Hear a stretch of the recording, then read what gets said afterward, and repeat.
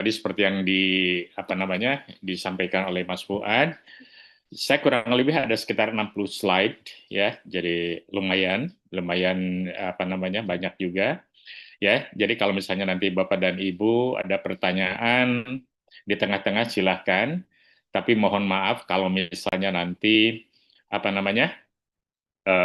sekiranya waktunya tidak cukup, jadi barangkali nanti saya akan skip pertanyaan dan saya akan simpan jawabannya itu di akhir. Mudah-mudahan materi kita itu selesai pada jam 10.30. Jadi Bapak dan Ibu, sekali lagi saya menyampaikan apresiasi atas pilihan Bapak dan Ibu untuk tetap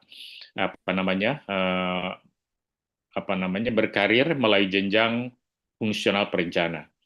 Jadi terus terang yang namanya perencana itu ya bukan karena saya orang Bappenas, tapi saya melihat bahwa untuk memperkuat perencanaan nasional ini dibutuhkan para perencana yang tangguh. Dan salah satunya itu adalah para perencana yang mempunyai kompetensi dalam bidangnya, ya, yang sesuai dengan tugas dan fungsinya ya di dalam menyusun perencanaan pembangunan. Baik, saya kira Bapak dan Ibu, saya akan memulai paparan. Mas Fuad, saya coba untuk saya share screen sendiri ya. Baik, silakan Prof. Ya, nanti kalau misalnya ada masalah, mohon dibantu. Saya masih belum di ini Mas Fuad. Tolong di hostnya barangkali ya. Mas Fuad, Siap, Prof. tolong dibuka untuk saya.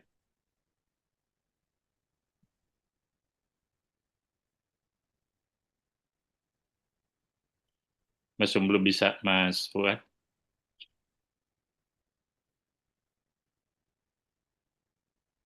Lumayan nih banyak, sekitar 170 ya, dan ini saya kira gelombang terakhir untuk tahun 2025.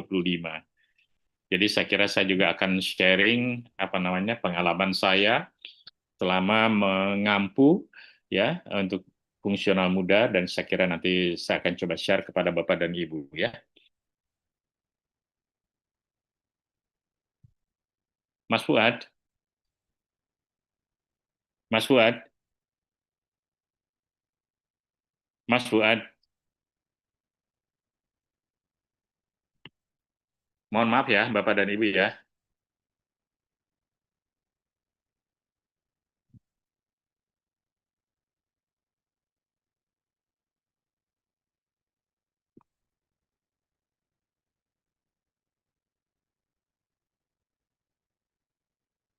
Udah. Oke. Siap, Prof. Mohon dicoba. Ya, baik. Terima kasih. Udah bisa Mas Fuad. Siap. Baik, Bapak dan Ibu, sudah bisa lihat ya? Bisa, Pak. Udah, Bapak. Ya, oke. Ya, jadi selama 1,5 jam ke depan itu saya akan memberi materi mengenai pembekalan materi uji kompetensi perencana ahli muda. Ya, jadi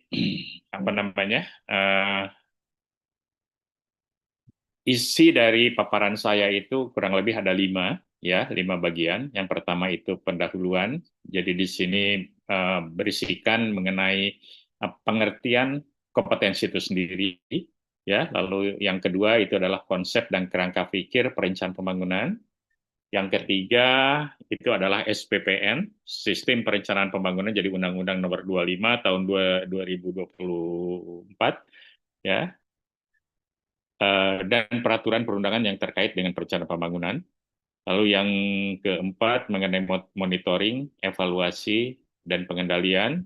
Dan yang terakhir itu adalah isu pembangunan berkelanjutan.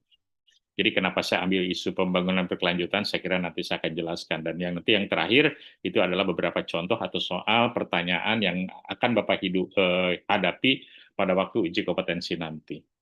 Baik, Bapak dan Ibu, saya langsung saja. Tapi mohon maaf barangkali ya, karena cuaca di tempat saya ini mendung kurang baik, jadi saya akan mematikan kamera ya, mudah-mudahan jaringannya bisa lebih stabil. Jadi baik Bapak dan Ibu ya, bagian yang pertama itu jadi tutup enggak tutup. Ditutup lah. Baca wajah tuh. Sekali lagi mohon Bapak dan Ibu dicek untuk mic-nya ya, jangan sampai ada yang on karena ini mengganggu ya. Nampaknya ini ada beberapa teman yang masih membuka mic-nya ya. Mohon sekali lagi tolong dicek sekali lagi ya. Baik, ya. Jadi di bagian pendahuluan ini itu adalah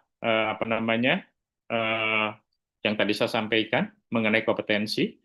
Jadi hasil pembelajaran yang diharapkan dari pengetahuan kompetensi ini, saya berharap bahwa Bapak dan Ibu itu bisa memahami kedudukan seorang JFP itu seperti apa. Lalu yang kedua itu mengenal dan memahami kompetensi jabatan yang akan diduduki. Kenapa ini saya ulas?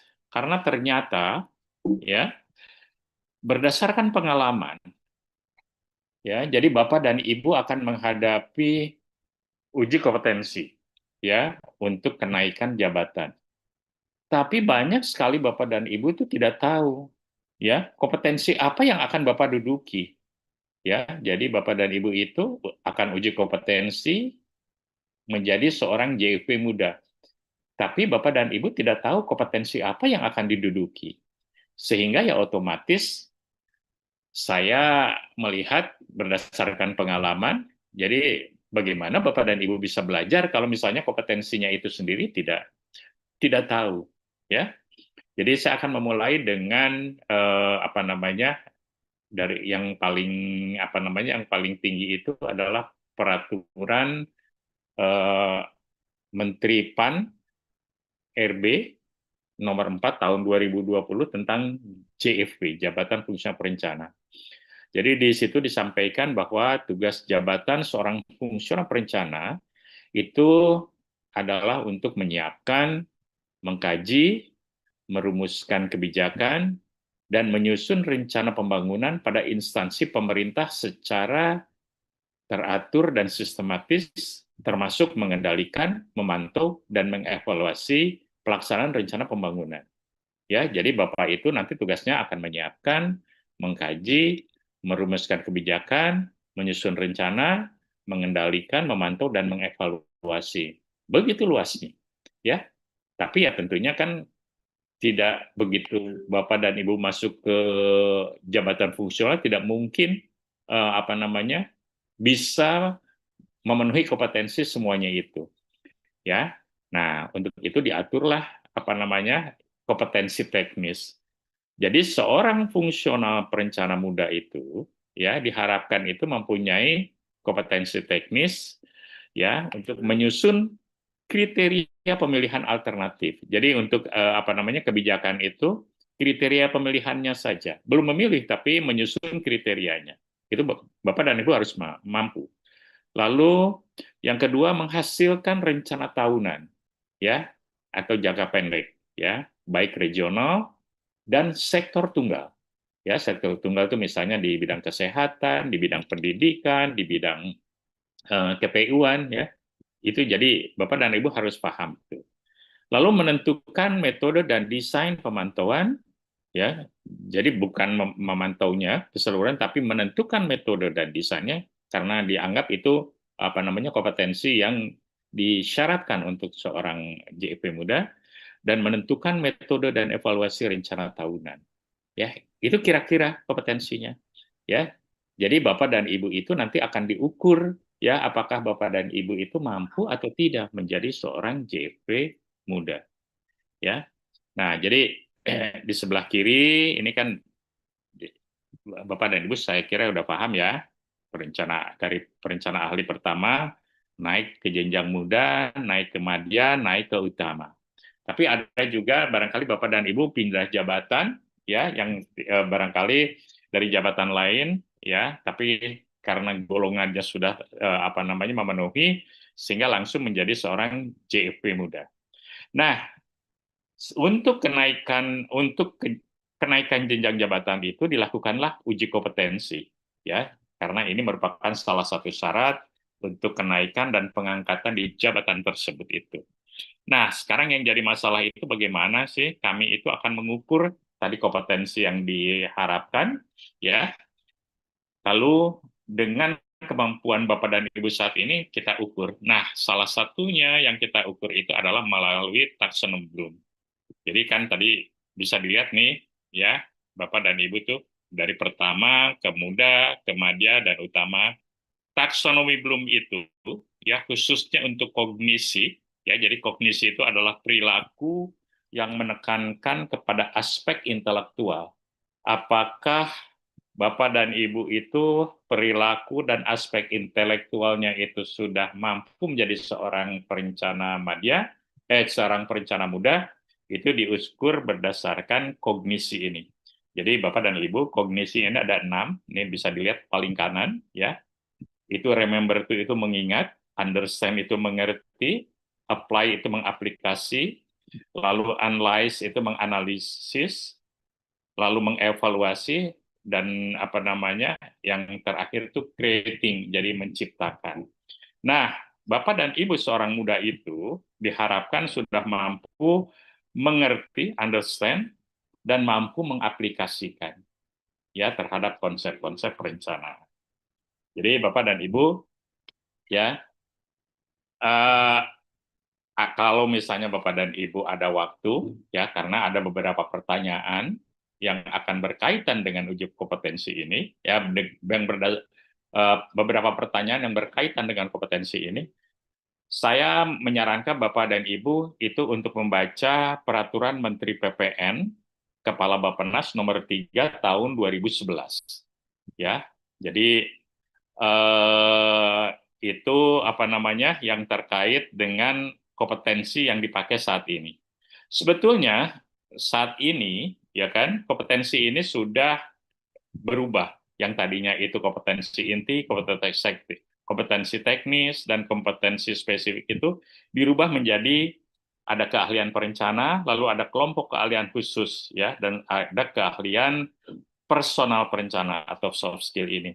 Tapi nampaknya ini masih belum ditandatangan oleh menteri, ya, sehingga yang akan saya pakai itu adalah yang lama, yaitu adalah Peraturan Menteri PPN Kepala Bappenas nomor 3 tahun 2011, ya. Jadi sebagaimana saya sampaikan, ya, Bapak dan Ibu itu mempunyai 3 kompetensi inti, kompetensi teknis, dan kompetensi spesifik. Kompetensi inti ini berlaku untuk seluruh ASN. Jadi sebetulnya Bapak dan Ibu sudah karena sudah menjadi ASN, maka sudah memiliki kompetensi inti yang 4 ini. Jadi ada integritas, kemampuan berpikir, orientasi kepada kualitas pekerjaan, dan membangun jejaring kerja. Jadi dianggap kompetensi ini sudah dimiliki oleh Bapak dan Ibu. Sedangkan kompetensi teknis, ya, itu ada 4 bagian di situ. Yang pertama, formulasi kebijakan. Yang kedua, perencanaan pembangunan. Yang ketiga, pemantauan. Dan yang keempat, evaluasi.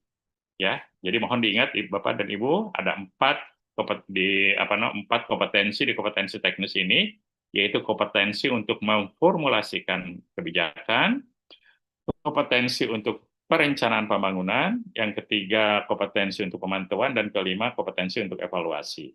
Ya. Nah, jadi Bapak dan Ibu bisa lihat, ya, di Peraturan Menteri nomor 3 tahun 2011 ini, khususnya di lampiran. Jadi di situ dibagi ada 5 level, ya, level 1 sampai dengan level 5. Sedangkan yang namanya ahli muda itu ada di level 3.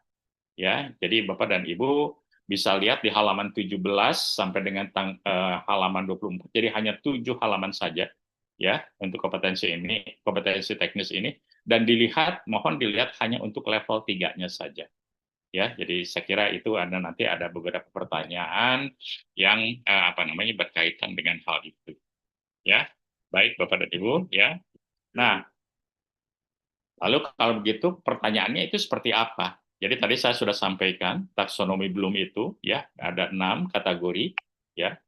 Nomor 1 itu mengingat, yang kedua itu menganalisa, memahami, yang ketiga itu mengaplikasikan, yang keempat itu menganalisa, yang kelima itu mengevaluasi, dan yang keenam itu menciptakan atau creating. Nah, Bapak dan Ibu, untuk lingkup pertanyaan khusus untuk kompetensi ahli muda itu ada di kategori 2 dan kategori 3, yaitu untuk memahami dan mengaplikasikan. Jadi understanding dan applying. Nah, banyak sekali pertanyaan-pertanyaan, ya kan? Apa namanya? Jadi kalau begitu apa sih yang harus saya pahami? Apa yang harus saya aplikasikan? Nah, jadi yang harus dikuasai oleh seorang calon perencana ahli muda, ya, dalam memahami dan mengaplikasikan itu ada 4 hal. Ya, yang pertama itu adalah ini yang paling penting. Bapak dan Ibu harus memahami dan mengaplikasikan Undang-Undang Nomor 25 Tahun 2004 tentang Sistem Perencanaan Pembangunan Nasional atau SPPN. Ya, jadi Bapak dan Ibu harus mengenal apa yang dinamakan konsep perencanaan dan pembangunan. Lalu apa itu kerangka pikir perencanaan pembangunan? Ya, karena banyak sekali teman-teman kita yang gagal, ya padahal sudah saya ingatkan berkali-kali. Ya, mereka tidak membaca sama sekali. Padahal pertanyaan-pertanyaan itu berkisar di Undang-Undang Nomor 25 itu. Ya. Jadi bagaimana bisa mengaplikasikan, bagaimana bisa memahami kalau misalnya Bapak dan Ibu seorang perencana, seorang ahli perencana itu tidak membaca Undang-Undang Nomor 25 yang menjadi acuan bagi Bapak dan Ibu ya di dalam melakukan tugas sehari-hari di dalam menyusun rencana. Ya, jadi saya mohon dengan sangat jadi luangkan waktu Bapak dan Ibu untuk membaca Undang-Undang Nomor 25 ini. Selain itu, juga ada beberapa peraturan perundang-undangan yang berkaitan dengan penyusunan rencana pembangunan ini. Ya kan? Misalnya untuk di daerah ya mengenai nanti yang berkaitan dengan pembagian kewenangan dan segala macam itu Bapak dan Ibu harus paham gitu ya kan banyak sekali ya tapi barangkali saya hanya nanti akan memilih mana yang kira-kira yang penting yang akan berkaitan dengan pertanyaan-pertanyaan yang akan Bapak dan Ibu hadapi. Lalu yang berikutnya ya Bapak dan Ibu juga harus paham mengenai konsep pemantauan, evaluasi, dan pengendalian. Ya kan? Jadi karena ini adalah merupakan satu kesatuan. Jadi setelah Bapak nanti Bapak dan Ibu mampu menyusun rencana, ya, lalu menerapkan, mengimplementasikan, ya, Bapak dan Ibu harus mampu melakukan pemantauan, pengendalian, dan yang terakhir mengevaluasi dari rencana dan evaluasi dari rencana yang Bapak Ibu susun, ya. Dan yang terakhir itu Bapak dan Ibu sebagai seorang perencana itu diharapkan mampu untuk selalu mengupdate atau memperkaya pengetahuan Bapak dan Ibu ya dengan pengetahuan yang yang berkaitan dengan tugas dan tugas sehari Bapak dan Ibu ya. Kenapa begitu? Karena banyak sekali para perencana itu gagal melakukan perencanaan yang komprehensif karena mereka itu kurang minat untuk mengupdate pengetahuannya ya dengan pengetahuan yang berkaitan dengan bidang tugas masing-masing. Nah, khusus untuk uji kompetensi ini saya hanya akan mengambil karena terus terang ini buat saya ini agak sulit ya di satu pihak saya harus mencoba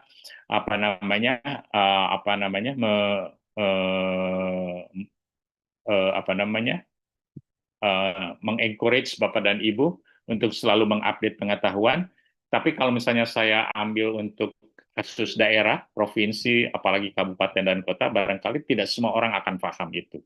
Ya, jadi saya mengambil barangkali yang sifatnya nasional dan nasional pun banyak sekali, sehingga saya mengambil barangkali yang umum, dan ini sangat dibutuhkan oleh Bapak dan Ibu, yaitu mengenai konsep pembangunan berkelanjutan.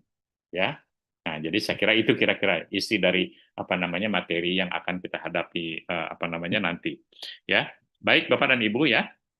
Nah, sekarang kita masuk ke bagian yang kedua, yaitu adalah konsep dan kerangka pikir perencanaan pembangunan.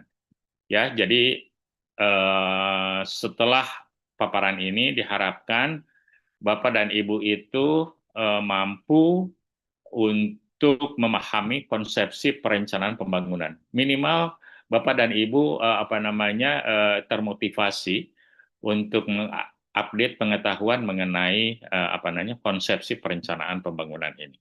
Ya. Nah, biasanya itu kalau waktunya panjang, kalau misalnya offline tatap muka itu saya selalu melakukan diskusi. Tapi nampaknya karena kan waktu kita hanya 1,5 jam, lalu setengah jam berikutnya tanya jawab.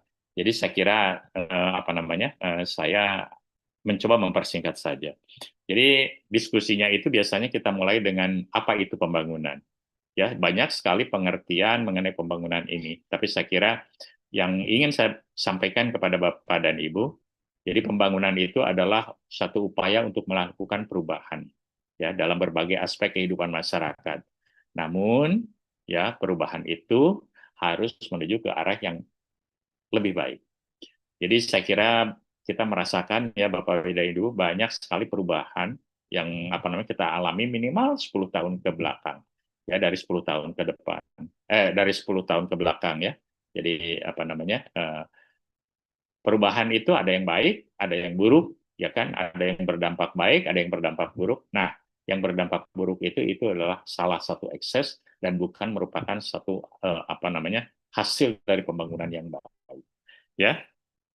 Nah, jadi setelah kita paham itu, ya, baru kita masuk nih ke sini. Jadi kalau begitu sih apa yang dinamakan tujuan pembangunan? Ya. Jadi secara garis besar Bapak dan Ibu, ya, tujuan dari pembangunan yang kita yang kita rancang, yang kita jalankan saat ini, itu ada 3 hal yang paling pokok. Yang pertama itu adalah untuk meningkatkan standar hidup, level of living. Jadi pembangunan itu ditujukan untuk meningkatkan standar hidup. Ya, salah satu yang paling nyata barangkali tingkat pendapatan. Jadi tingkat pendapatan kita itu harus meningkat ya karena ini berkaitan dengan standar hidup. Lalu yang kedua barangkali peningkatan untuk pendidikan, ya kan? Yang tadinya barangkali rata-rata ya kan masyarakat Indonesia hanya lulus SD, sekarang diharapkan harus sudah lulus SMA misalnya. Nah, itu peningkatan standar hidup. Lalu juga kesehatan, ya dengan adanya BPJS dan segala macam minimal manusia rakyat Indonesia ini sudah barangkali tingkat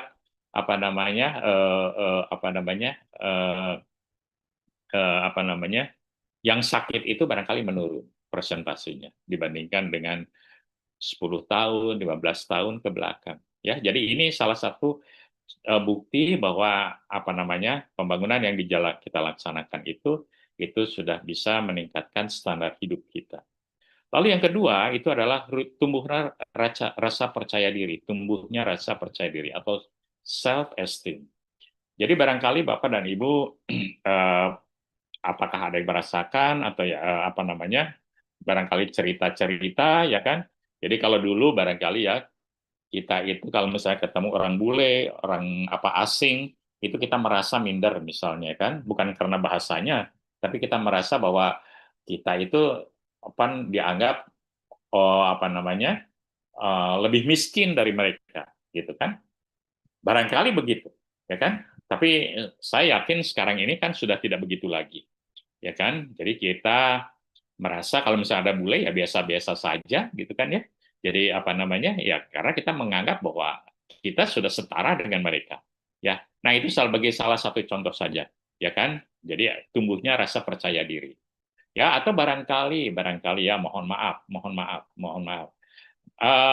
Yang teman-teman yang barangkali yang dari dari wilayah-wilayah yang terpencil, tertinggal ya kan. Jadi kalau mereka datang ke misalnya ke Jakarta atau ke Pulau Jawa merasa inferior karena mereka merasa bahwa daerahnya kurang maju dan segala macam. Tapi saya yakin sekarang bebas-bebas saja, tidak ada perasaan seperti itu, ya kan? Bapak dan Ibu bisa dengan bebas, ya kan? Bisa menginap di hotel yang Bapak Ibu inginkan, gitu kan? Ya kan? Ya itu salah satu contoh tumbuhnya rasa percaya diri. Itu yang kedua. Yang ketiga itu adalah peningkatan kebebasan, ya kan? Jadi sadar atau tidak sadar, kita sekarang ini sudah memasuki apa namanya fase kebebasan yang luar biasa. Jadi kalau misalnya Bapak dan Ibu sekarang ini ikut pilkada, ya kan, pemilu, ya pilkada, pemilihan presiden, pemilihan bupati, wali kota, itu dengan terang-terangan kita bisa mengatakan, oh pilihan saya ini, pilihan saya bukan nomor satu, pilihan saya bukan nomor dua, pilihan saya bukan nomor tiga, tapi pilihan saya nomor satu, nomor tiga gitu. Itu sekarang dengan bebas Bapak dan Ibu sudah bisa mengatakan itu. Tapi barangkali Bapak dan Ibu, orang tua kita dulu gitu, ya kan, mau memilih itu tidak pernah mengatakan pilihan kita kepada teman atau ini. Karena selain dianggap apa namanya hal yang tidak lazim, ya kan, jadi dianggap bisa saja itu bisa menjadi enemy atau bisa menjadi lawan, ya. Jadi itu sebagai salah satu contoh, ya bahwa kita ini sudah masuk kepada tahap kebebasan. Dan ini kan tidak mungkin secara tiba-tiba, secara bertahap kita mengalami ini.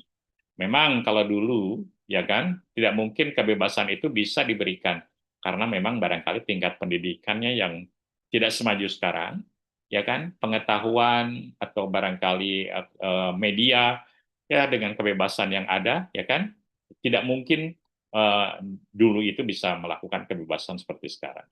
Nah, jadi Bapak dan Ibu, ya itu tujuan pembangunan dan apakah pembangunan yang kita rasakan itu berhasil atau tidak? Saya kira dengan tujuan ini Bapak dan Ibu sudah bisa melihatnya. Oke, kalau misalnya kita tahu ya apa itu pembangunan, apa itu tujuannya, jadi kalau begitu apa yang dinamakan tolok ukur keberhasilan itu, ya kan? Jadi yang pertama itu adanya keberlanjutan, ya. Jadi keberlanjutan dalam memenuhi kebutuhan pokok. Ya, jadi jangan sampai yang namanya pembangunan itu sekarang ada beras, ternyata 3 bulan yang ke depan tidak ada lagi berasnya, ya kan? Bahan bakar, ya pertalite atau barangkali solar, apakah itu Pertamax sekarang tersedia, minggu depan ternyata bisa langka, ya kan? Nah itu adanya keberlanjutan. Silakan Bapak dan Ibu nilai, apakah dengan tolok ukur ini menurut Bapak dan Ibu pembangunan itu berhasil atau tidak, Bapak dan Ibu yang menilai. Lalu yang kedua itu adalah peningkatan terhadap kebanggaan seseorang. Jadi tadi saya sudah menyampaikan, ya kan, self esteem, ya kan, Jadi kalau misalnya kita sudah merasa tidak lagi seperti dulu, ya. Jadi adanya kebanggaan. Jadi kita bangga menjadi orang Indonesia, kita bangga menjadi orang Papua, kita bangga menjadi orang Maluku, ya kan? Tidak ada lagi, ya kan? Perbedaan. Lalu yang ketiga itu adalah makna pembangunan yang bersifat universal. Ya, jadi setiap masyarakat memiliki kebebasan. Ya, tadi saya sudah jelaskan panjang lebar. Jadi saya kira itu tadi kata kuncinya keberlanjutan, peningkatan kebanggaan, dan kebebasan. Ya, jadi silakan nanti Bapak yang mengeksplor lebih jauh lagi. Nah, itu yang dinamakan pembangunan. Nah, secara singkat, apa itu perencanaan? Jadi pengertian perencanaan. Jadi teori-teori ekonomi modern itu yang namanya perencanaan itu selalu di depan. POAC, perencanaan, planning, organizing, actuating, dan controlling, ya kan? Jadi sedangkan kita, ya kan, sebagai seorang perencana pembangunan, ya, jadi perencanaan itu adalah satu proses untuk menentukan tindakan masa depan yang tepat melalui urutan pilihan, ya, dengan memperhitungkan sumber daya yang tersedia. Karena biasanya pilihannya itu banyak, tapi sumber daya yang tersedia itu terbatas, sehingga dibutuhkan apa namanya, penentuan prioritas atau dinamakan urutan pilihan. Ya, nah itu kira-kira secara konsepsi umumnya seperti itu. Nah, kita masuk sekarang apa yang dinamakan perencanaan pembangunan nasional. Itu adalah upaya yang dilakukan oleh semua komponen bangsa dalam rangka mencapai tujuan bernegara. Nah, pertanyaan lebih lanjut itu tujuan bernegaranya itu apa sih? Ya kan? Jadi Bapak dan Ibu, ada yang bisa jawab nggak? Tujuan bernegara kita itu apa? Mening- Melindungi segenap bangsa dan rakyat tumpah darah Indonesia, meningkatkan kesejahteraan umum, Ya. eh, terus Adanya apa ya, di mana meningkatkan itu? pendidikan ya. Adanya di mana itu? Ya, ada di Undang-Undang 45, Pak. Betul. Jadi apa namanya, mencapai tujuan bernegara. Jadi pertanyaan saya tadi, tujuan bernegaranya ada di mana? Itu ada di pembukaan Undang-Undang Dasar 45. Jadi Bapak dan Ibu sebagai seorang perencana ini harus sudah embedded, jadi sudah tidak perlu di apa namanya, dipertanyakan lagi, ya kan? Jadi Bapak dan Ibu harus paham, harus melihat, ya kan? Kalau tidak ya Bapak dan Ibu pengetahuannya ya segmented saja. Itu yang maksud saya itu seperti itu, ya kan? Jadi Bapak dan Ibu saya akan menjelaskan, tapi ini kan ada kaitannya. Ya, mudah-mudahan mengerti ya Bapak dan Ibu ya. Baik. Nah, sekarang kan pertanyaan berikutnya. Jadi banyak sekali orang mengatakan, mengapa kita itu perlu melakukan perencanaan? Padahal masa depan itu kan tidak pasti. Kenapa kita itu harus melakukan perencanaan? Ya kan? Nah, jadi saya kira secara garis besar, ya kan, kita melakukan perencanaan karena adanya kegagalan mekanisme pasar. Bapak dan Ibu, saya kira yang background ekonomi sudah paham apa yang dinamakan kegagalan mekanisme pasar itu, ya kan, yang sehingga dibutuhkan invisible hand, dan salah satunya itu adalah perencanaan yang bisa mengintervensi itu. Lalu yang kedua itu adalah tadi yang saya sampaikan, ketidakpastian masa depan yang akan datang. Ya kan? Jadi Bapak dan Ibu bisa bayangkan pada waktu tahun 2020. Jadi waktu itu Pak Jokowi di administrasi yang kedua tahun 2019 sudah menyusun RPJMN tahun 2019, tahun 2024, 5 tahun ke depan. Tiba-tiba COVID datang tahun 2020, tahun 2021. Ya kan, tidak ada yang menyangka COVID itu apa namanya akan datang. Ya kan? Sehingga perlu adjustment, perlu penyesuaian. Tapi yang paling penting Bapak dan Ibu, ya kan, bisa dibayangkan bagaimana kita itu bisa recover dari COVID pada waktu itu kalau misalnya kita tidak mempunyai perencanaan, ya kan? Jadi bisa dibayangkan, ya kan? Dan yang berikutnya itu adalah mengarahkan kegiatan pembangunan. Jadi Bapak dan Ibu, ya kan? Banyak sekali negara-negara yang tidak menganut apa namanya perencanaan pembangunan ini, ya kan? Jadi bisa disebutkan satu-satu. Tapi ternyata banyak negara yang tidak menganut perencanaan pembangunan itu, mereka kolaps. Contohnya seperti Yunani, ya kan, ada beberapa negara Eropa, ya kan, karena mereka itu lebih banyak berorientasi kepada perencanaan finansial, jadi perencanaan anggaran. Karena mereka menganggap bahwa perencanaan anggaran lebih penting memanage uang, ya kan? Nah, pada waktu terjadi gejolak, ya kan, mereka tidak bisa apa namanya bermanuver karena mereka tidak mempunyai apa namanya master plan, ya kan? Bagaimana kalau misalnya terjadi apa namanya masalah ya, ya jadi terjadi krisis atau terjadi apa, gitu kan? Jadi itu salah satu contoh. Jadi kenapa apa namanya kita Indonesia di mana negara-negara yang apa namanya yang lain kolaps, kita masih bisa bertahan walaupun pada waktu itu apa namanya uh, uh, apa pertumbuhannya tidak tidak sebesar sebelumnya, tapi kita tetap tumbuh ya. Jadi kita tidak pernah apa namanya sampai dengan minus, ya kan?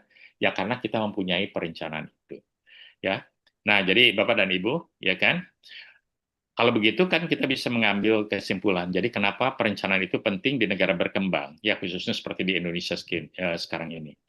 Jadi yang jelas itu karena ada kebutuhan transformasi kelembagaan yang cepat. Jadi contoh misalnya ya Pak, ini yang terkini saja, Pak Prabowo apa namanya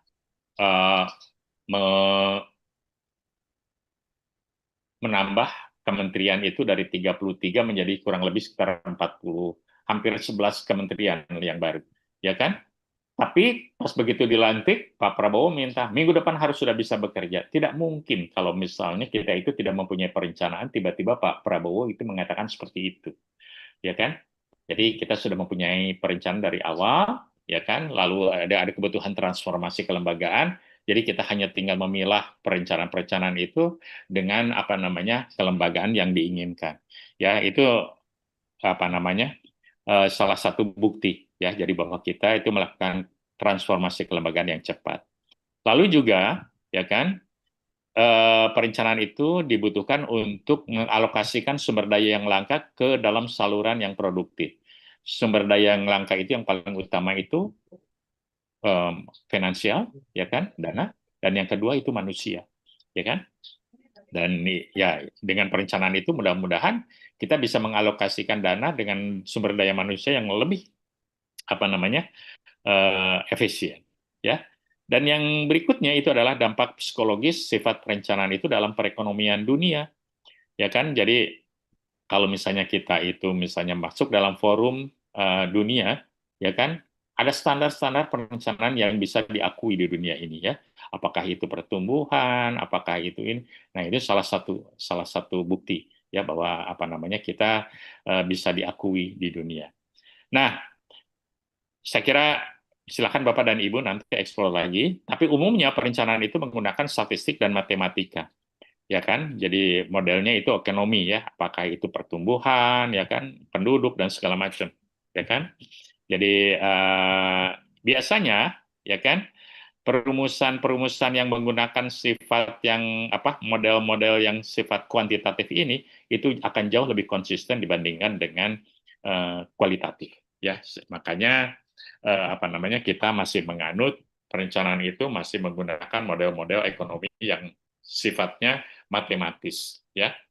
Oke. Baik Bapak dan Ibu ya, saya akan masuk ke yang berikutnya ya kan. Yang barangkali ini yang perlu Bapak dan Ibu pahami yaitu tahapan penyusunan rencana. Jadi secara garis besar ya, tahapan penyusunan rencana kita itu disusun dibagi menjadi 4, maaf, bukan disusun, tapi dibagi menjadi 4. Yang pertama itu adalah penyusunan rencana. Ya, penyusunan rencana itu nanti barangkali bisa dijelaskan ya di slide berikutnya, ya kan, sampai dengan apa namanya penyusunan dokumennya, ya kan, dari awal sampai dengan penyusun dokumen itu disebut penyusunan rencana. Setelah dokumen rencana itu selesai, lalu dilakukanlah penetapan rencana. Ya kan? Penetapan rencana bisa menggunakan undang-undang, bisa menggunakan Kepres, bisa menggunakan Perda, bisa menggunakan Pergub, Perbub, ya, Perwalkot, ya, silakan. Itu mekanismenya itu adalah penetapan rencana.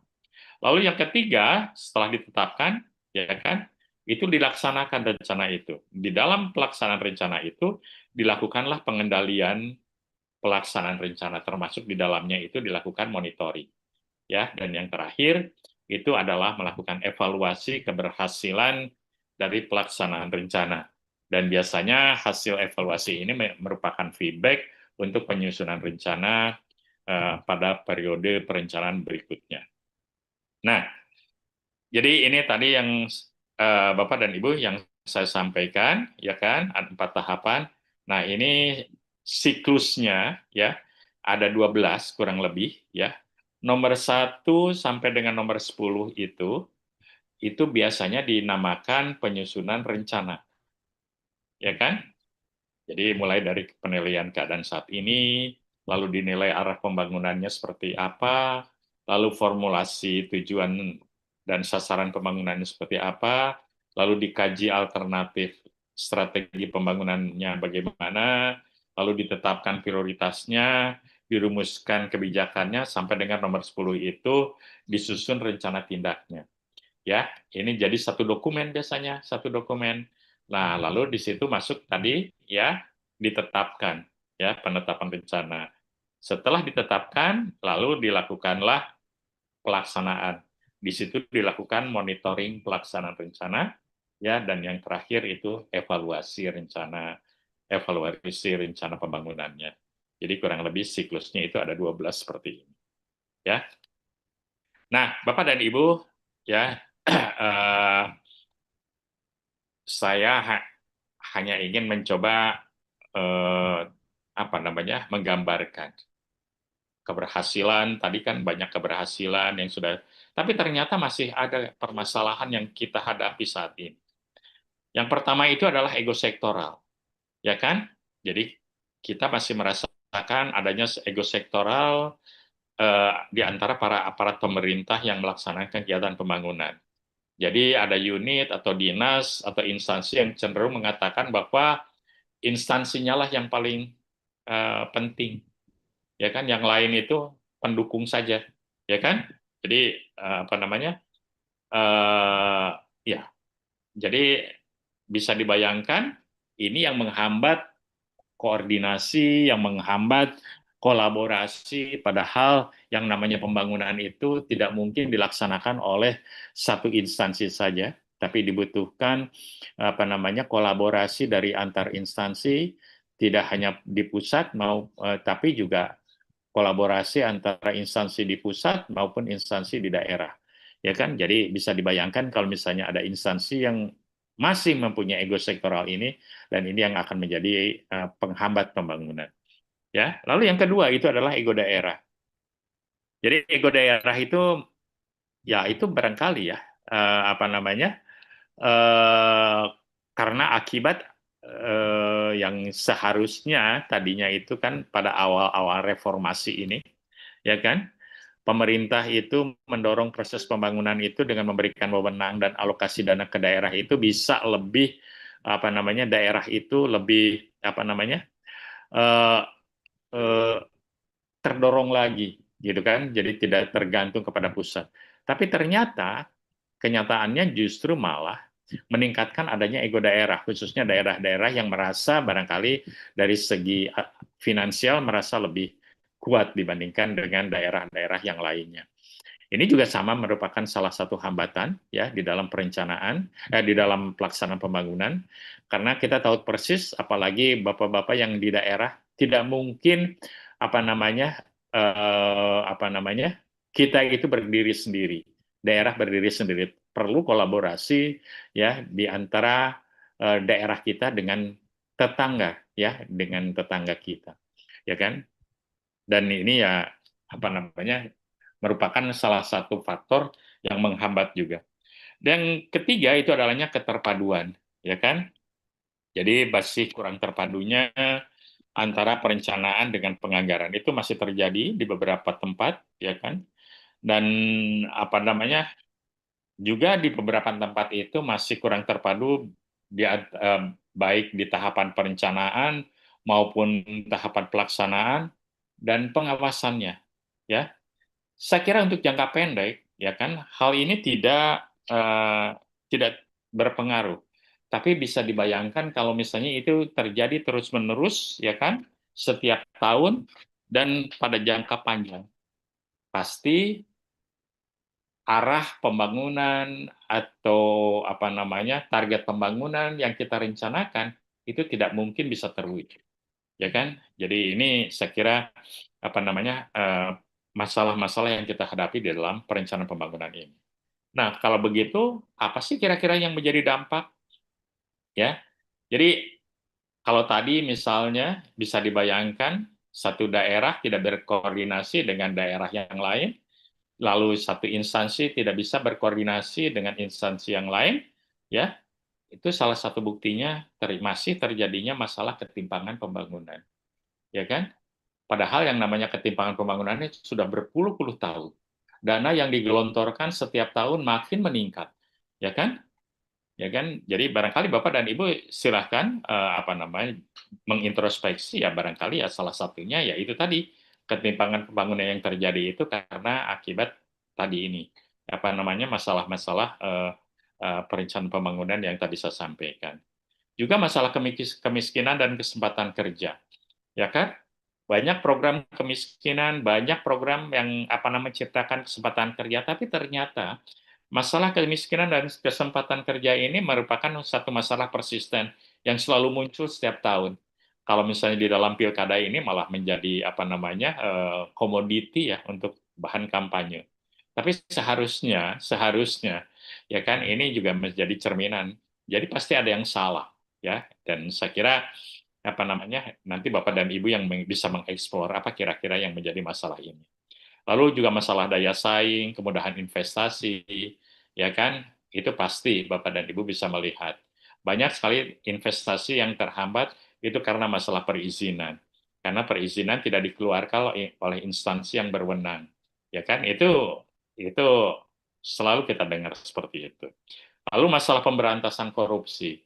Ya kan? Biasanya yang namanya ego-ego itu, apakah itu ego sektoral, ego daerah, ya, itu ujung-ujungnya itu adalah korupsi. Ya kan? Akan bermuara ujung-ujungnya itu ke sana. Ya kan? Nah, padahal kita tahu persis ya bahwa ini pemberantasan korupsi ini sudah menjadi prioritas ya. Setiap kali apakah itu di tingkat nasional, di tingkat provinsi, kabupaten yang menjadi fokus dari kepala negara, kepala daerah ya di dalam program-program utamanya. Baik Bapak dan Ibu, ya saya kira itu yang ingin saya sampaikan. Silakan nanti Bapak dan Ibu explore ya mengenai konsep-konsep pembangunan, ya kan? Nah, berikutnya ya saya akan mulai masuk ke ini yang paling penting yang saya tadi sampaikan, SPPN dan peraturan perundangan yang terkait dengan perencanaan pembangunan. Ya. Jadi hasil pembelajaran yang diharapkan nanti ya, jadi saya berharap bahwa Bapak dan Ibu itu mampu memahami Undang-Undang Nomor 25 Tahun 2004 tentang Sistem Perencanaan Pembangunan Nasional, ya. Lalu mampu memahami perundangan lainnya yang terkait dengan perencanaan pembangunan, ya, dan memahami peraturan turunan Undang-Undang Nomor 25 Tahun 2004 dalam penyusunan rencana pembangunan. Jadi saya kira selalu muaranya itu kepada Undang-Undang Nomor 25 Tahun 2004 ini, ya kan? Baik. Tadi saya lupa saya menanyakan. Ada pertanyaan tadi sampai dengan yang bagian yang tadi sebelum saya mulai yang baru? Oke, kalau misalnya nggak ada, saya akan lanjutkan ya. Jadi saya mulai dengan filosofi perencanaan pembangunan berdasarkan Undang-Undang Nomor 25 Tahun 2004 atau yang dinamakan Sistem Perencanaan Pembangunan Nasional. Jadi di situ disampaikan bahwa perencanaan pembangunan nasional disusun secara sistematis, terarah, terpadu, menyeluruh, dan tanggap terhadap perubahan. Ya, jadi sekali lagi ya perencanaan pembangunan nasional disusun secara sistematis, terarah, terpadu, menyeluruh, dan tanggap terhadap perubahan. Lalu di situ juga disampaikan di undang-undang itu bahwa sistem perencanaan pembangunan nasional atau SPPN itu merupakan satu kesatuan tata cara perencanaan pembangunan untuk menghasilkan rencana-rencana pembangunan jangka panjang, jangka menengah, dan tahunan yang dilaksanakan oleh unsur penyelenggara negara dan masyarakat, baik di tingkat pusat maupun dan daerah. Jadi Bapak dan Ibu, itu merupakan satu bagian dari SPPN ini, ya kan? Yang Bapak dan Ibu yang bisa menghasilkan rencana pembangunan. Jadi kalau misalnya Bapak dan Ibu yang tadinya itu JFP pertama, ya, itu belum masuk kepada perencanaan, jadi lebih banyak sebagai supporting. Tapi nanti begitu Bapak dan Ibu masuk ke jenjang jabatan fungsional muda, Bapak dan Ibu itu harus sudah mampu menghasilkan rencana pembangunan. Maupun walaupun tadi disampaikan ya sektornya masih sektor tunggal, ya baik itu sektoral ya maupun regional ya. Jadi itu yang membedakan Bapak dan Ibu itu ya kan nanti masuk di dalam jenjang JFP muda. Ya. Nah, jadi apa yang dinamakan tujuannya kalau begitu SPPN ini? Ya, ada 5, ya kan? Yang pertama, SPPN itu mendukung koordinasi antar pelaku pembangunan. Lalu yang kedua, menjamin terciptanya integrasi, sinkronisasi, dan sinergi baik antar daerah, antar ruang, antar waktu, antar fungsi pemerintah maupun pusat dan daerah. Lalu yang ketiga, menjamin keterkaitan dan konsistensi antara perencanaan, penganggaran, pelaksanaan, dan pengawasan. Lalu yang keempat, mengoptimalkan partisipasi masyarakat. Dan yang kelima, menjamin tercapainya penggunaan sumber daya secara efisien, efektif, berkeadilan, dan berkelanjutan. Ya, jadi saya kira nanti Bapak dan Ibu bisa baca saja, ini adalah tujuannya. Ya. Nah, sedangkan pendekatan proses di dalam penyusunan rencana itu secara garis besar itu ada 4. Yang pertama itu adalah proses politik, yang kedua itu adalah proses teknokratik, yang ketiga proses partisipatif, dan yang keempat itu adalah proses bottom up dan top down. Nah, apa yang dinamakan proses politik ini? Jadi kita tahu persis ya jadi proses politik itu dimulai pada waktu mulai pada saat kampanye. Ya, apakah kampanye kepala negara, kepala pemerintahan maupun gubernur, bupati, wali kota, ya kan? Jadi mereka-mereka itu pada waktu menjadi calon itu bisa menyampaikan visi, misi dan programnya yang ditawarkan, ya, kepada masyarakat. Jadi sebetulnya pada waktu pemilu atau pemilu kada itu seyogianya yang kita pilih itu bukan figur, tapi itu adalah visi, misi dan program. Mana yang kira-kiranya cocok dengan kita, ya kan? Karena apa? Karena itu yang akan menjadi landasan berpijak kita, ya, visi, misi dan program itu untuk 5 tahun mendatang.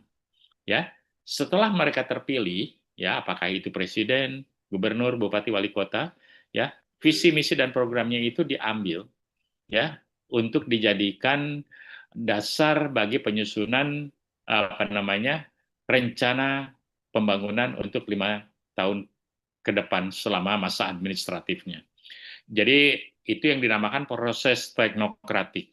Jadi biasanya perencanaan itu dilakukan oleh para perencana profesional atau lembaga atau unit organisasi yang secara fungsional melakukan perencanaan. Jadi kalau misalnya di pusat itu dilakukan oleh Bappenas, ya kan? Kalau di provinsi, kabupaten atau kota itu Bapeda tingkat 1 maupun Bapeda tingkat 2. Jadi Bapeda provinsi, Bapeda kabupaten atau Bapeda kota. Ya, mereka yang mengkoordinasikan penyusunan rencana proses penyusunan rencana teknokratik itu. Nah, sebelum rencana itu final, ya kan dilakukanlah proses partisipatif. Jadi yang melibatkan para pemangku kepentingan. Salah satunya barangkali kita mengenal apa yang dinamakan musrenbang, ya kan? Apakah itu di tingkat nasional, di tingkat provinsi, kabupaten, kota itu semuanya melakukan tahapan ini. Jadi ini musrenbang ini itu adalah salah satu proses bagaimana menjaring aspirasi masyarakat yang memang diatur di dalam undang-undang SPPN ini. Nah, yang terakhir sebelum final itu ada yang dinamakan proses bottom up dan top down. Jadi bottom up itu alirannya itu dari atas ke bawah, itu top down ya, dari atas ke bawah, sedangkan dari bawah ke atas itu dinamakan bottom up. Jadi salah satu contoh barangkali ya, top down itu MBG. Itu keinginan dari Pak Prabowo sendiri, ya kan? Itu dia top down, ya. Jadi itu prerogatif, ya. Jadi dari satu kepala pemerintahan, dan saya kira yakin di provinsi, kabupaten, kota banyak contoh-contoh yang seperti itu. Ya, baik ya. Jadi Bapak dan Ibu itu adalah pendekatan prosesnya, ya kan? Jadi ada 4 proses, ya kan?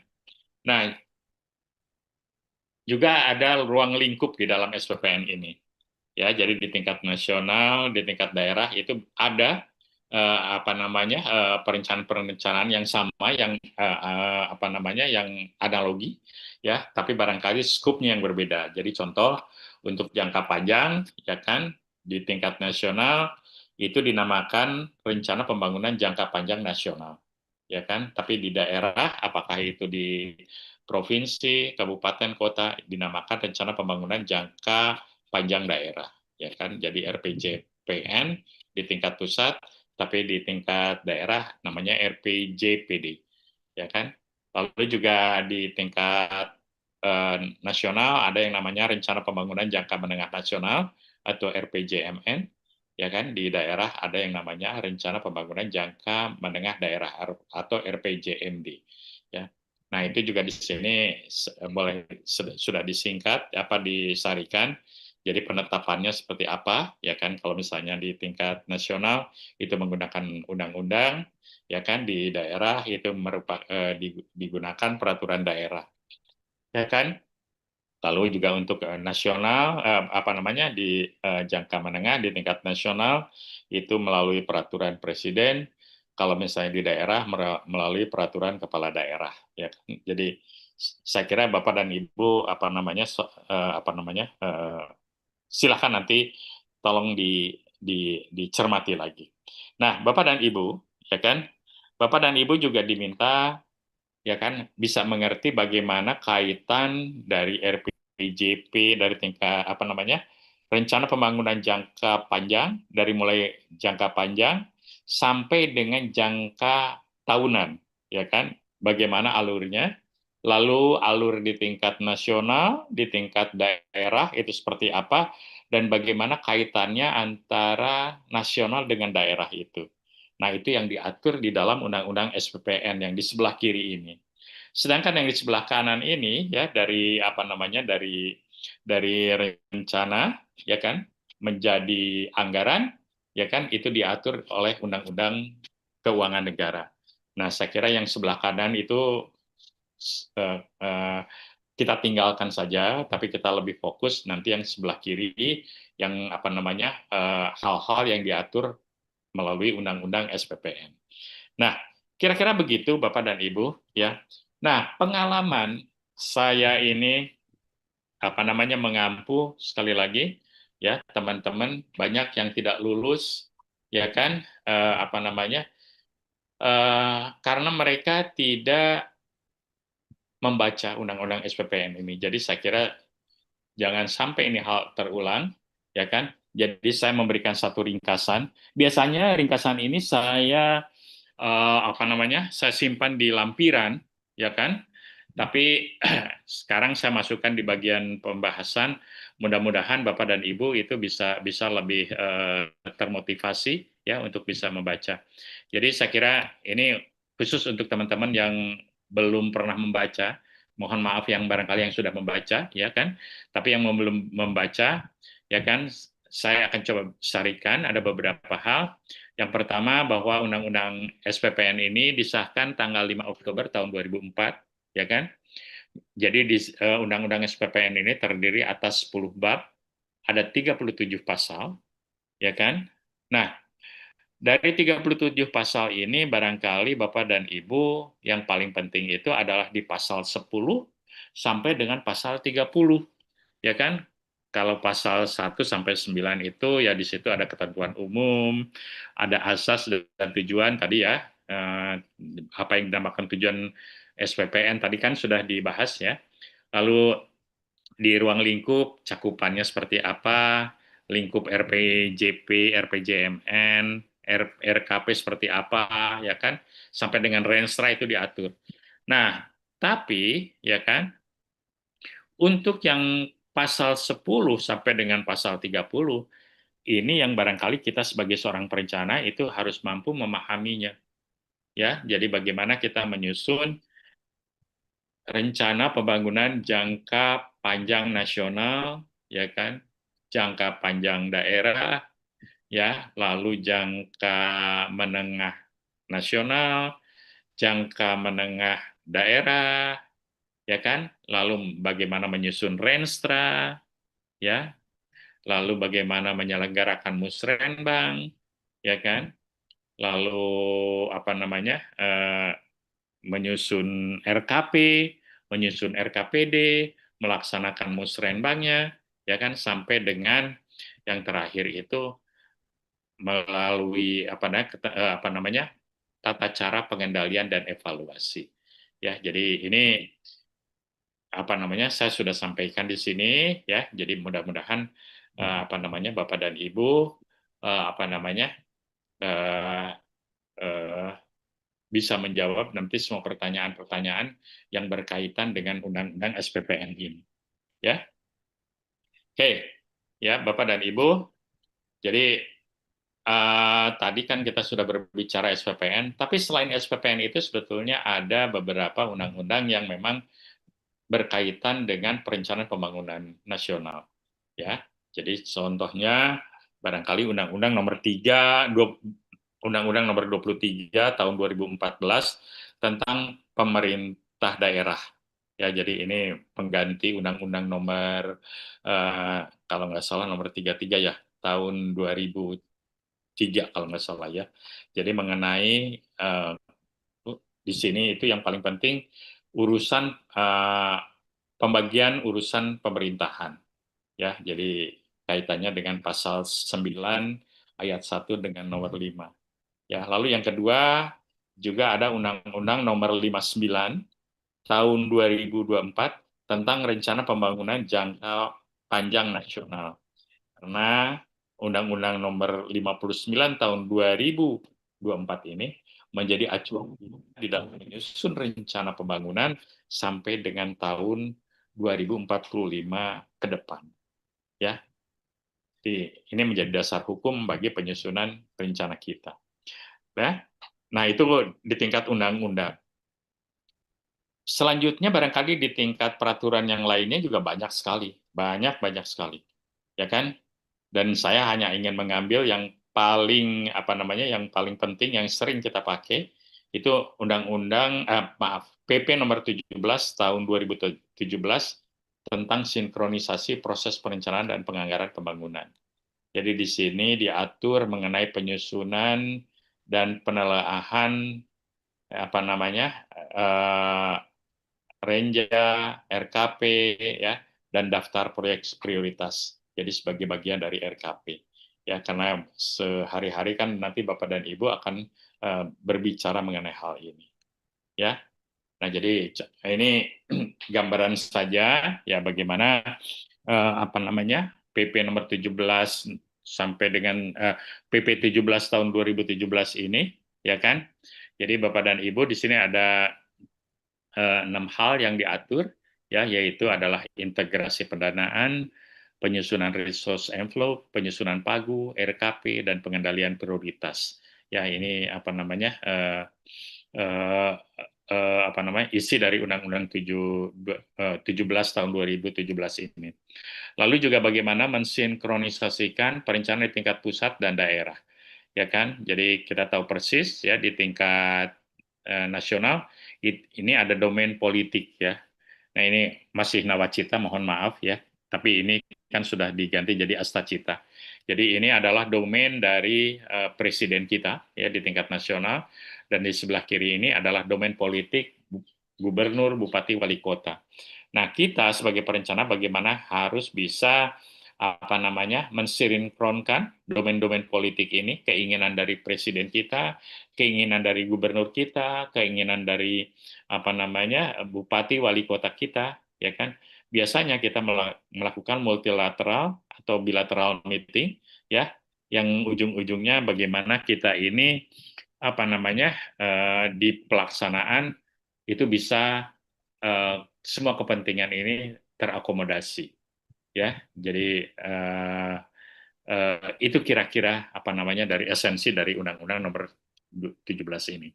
Juga di dalam PP 17 tahun PP nomor 17 tahun 2017 itu diatur struktur prioritas nasional. Jadi ada yang dinamakan prioritas pembangunan, ada yang dinamakan prioritas nasional, ada yang dinamakan program prioritas, ada yang dinamakan kegiatan prioritas, ada yang dinamakan proyek prioritas, ya kan? Ya, jadi masih banyak sekali Bapak dan Ibu yang masih terbalik-balik dengan istilah ini. Ya, jadi prioritas pembangunan itu adalah kebijakan yang dilaksanakan melalui prioritas nasional, program prioritas, kegiatan prioritas maupun proyek prioritas. Sedangkan prioritas nasional itu adalah program atau kegiatan proyek untuk pencapaian sasaran rencananya. Ya kan? Jadi seperti itu. Ya, jadi silakan Bapak dan Ibu silakan baca saja ya ke depan. Nah, tapi ujung-ujungnya yang ingin saya coba gambarkan Bapak dan Ibu, bagaimana yang namanya kegiatan ini, ya kan? Oh maaf, bagaimana visi, misi, dan tujuan yang dicanangkan oleh para pemimpin kita itu bisa diimplementasikan dalam bentuk kegiatan, ya. Dan salah satu caranya kita bisa mengecek apakah kegiatan yang dilaksanakan itu berfokus kepada tujuan pembangunan yang dicanangkan oleh para pimpinan kita. Ya, kitalah yang melakukan itu, ya. Jadi untuk check balances kita, ya. Nah, berikutnya ini Bapak dan Ibu, ya kan? Ada peraturan yang undang-undang yang barangkali perlu Bapak dan Ibu pahami juga. Ya, yang pertama itu adalah Undang-Undang Nomor 1 Tahun 2022 tentang hubungan keuangan antara pemerintah pusat dan pemerintah daerah. Ya kan? Jadi kan Bapak dan Ibu yang berkaitan dengan DAK, DAU, DBH dan segala macam ya. Ya, itu ya jadi harus paham mengenai Undang-Undang Nomor 1 Tahun 2022 ini. Dan ada juga Undang-Undang Nomor 23 Tahun 2014 yang tadi saya sampaikan tentang pemerintahan daerah, ya, pengganti Undang-Undang Nomor 32 Tahun 2004 tentang pemerintahan daerah yang melakukan pembagian urusan pemerintahan daerah.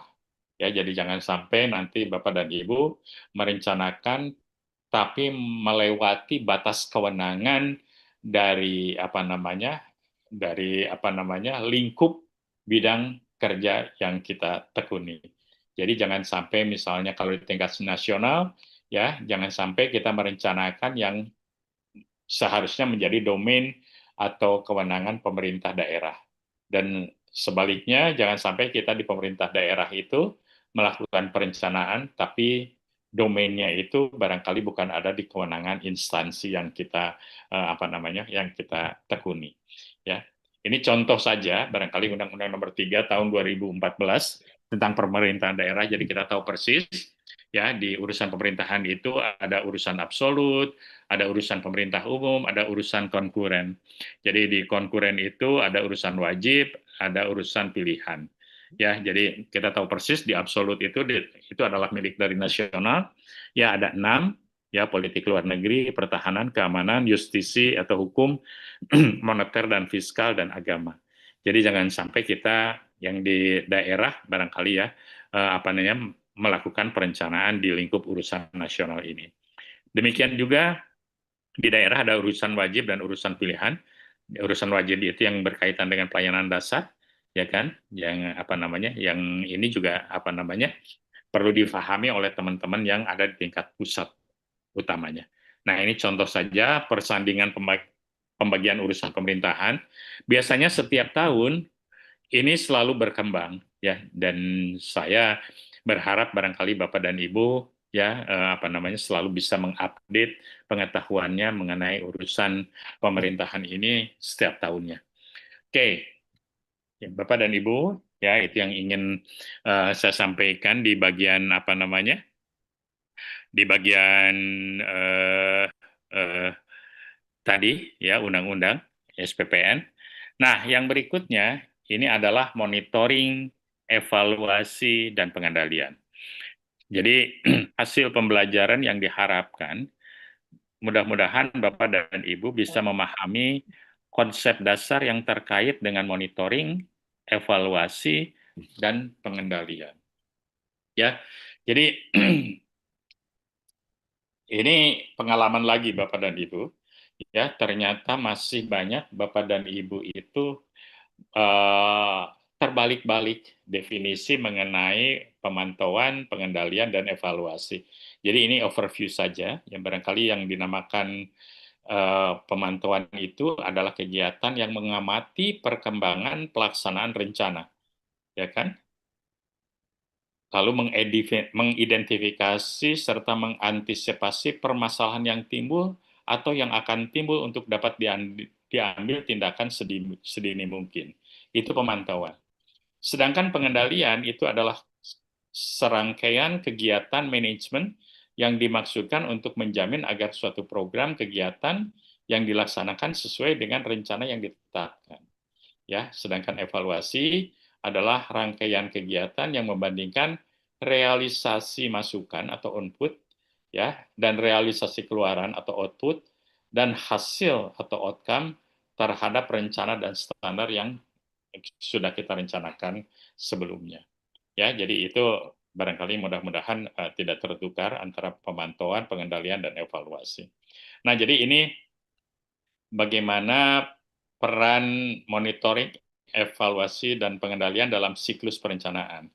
Jadi kita tahu persis, ya kan, kalau siklus tadi kan sudah disampaikan, ada mulai dari perencanaan, begitu perencanaan dan penganggaran ini selesai, lalu dilaksanakan. Di dalam pelaksanaan ini, ya, dilakukan monitoring dan pengendalian. Ya, nah yang setelah nanti berakhir, lalu dilakukan evaluasi, ya, dan evaluasi ini merupakan feedback bagi penyusunan perencanaan dan penganggaran pada periode berikutnya. Nah, Bapak dan Ibu, yang paling penting di sini, ya, di dalam pelaksanaan ini, ya, yang dinamakan monitoring itu adalah mekanisme di mana monitoring itu hanya mencatat. Jadi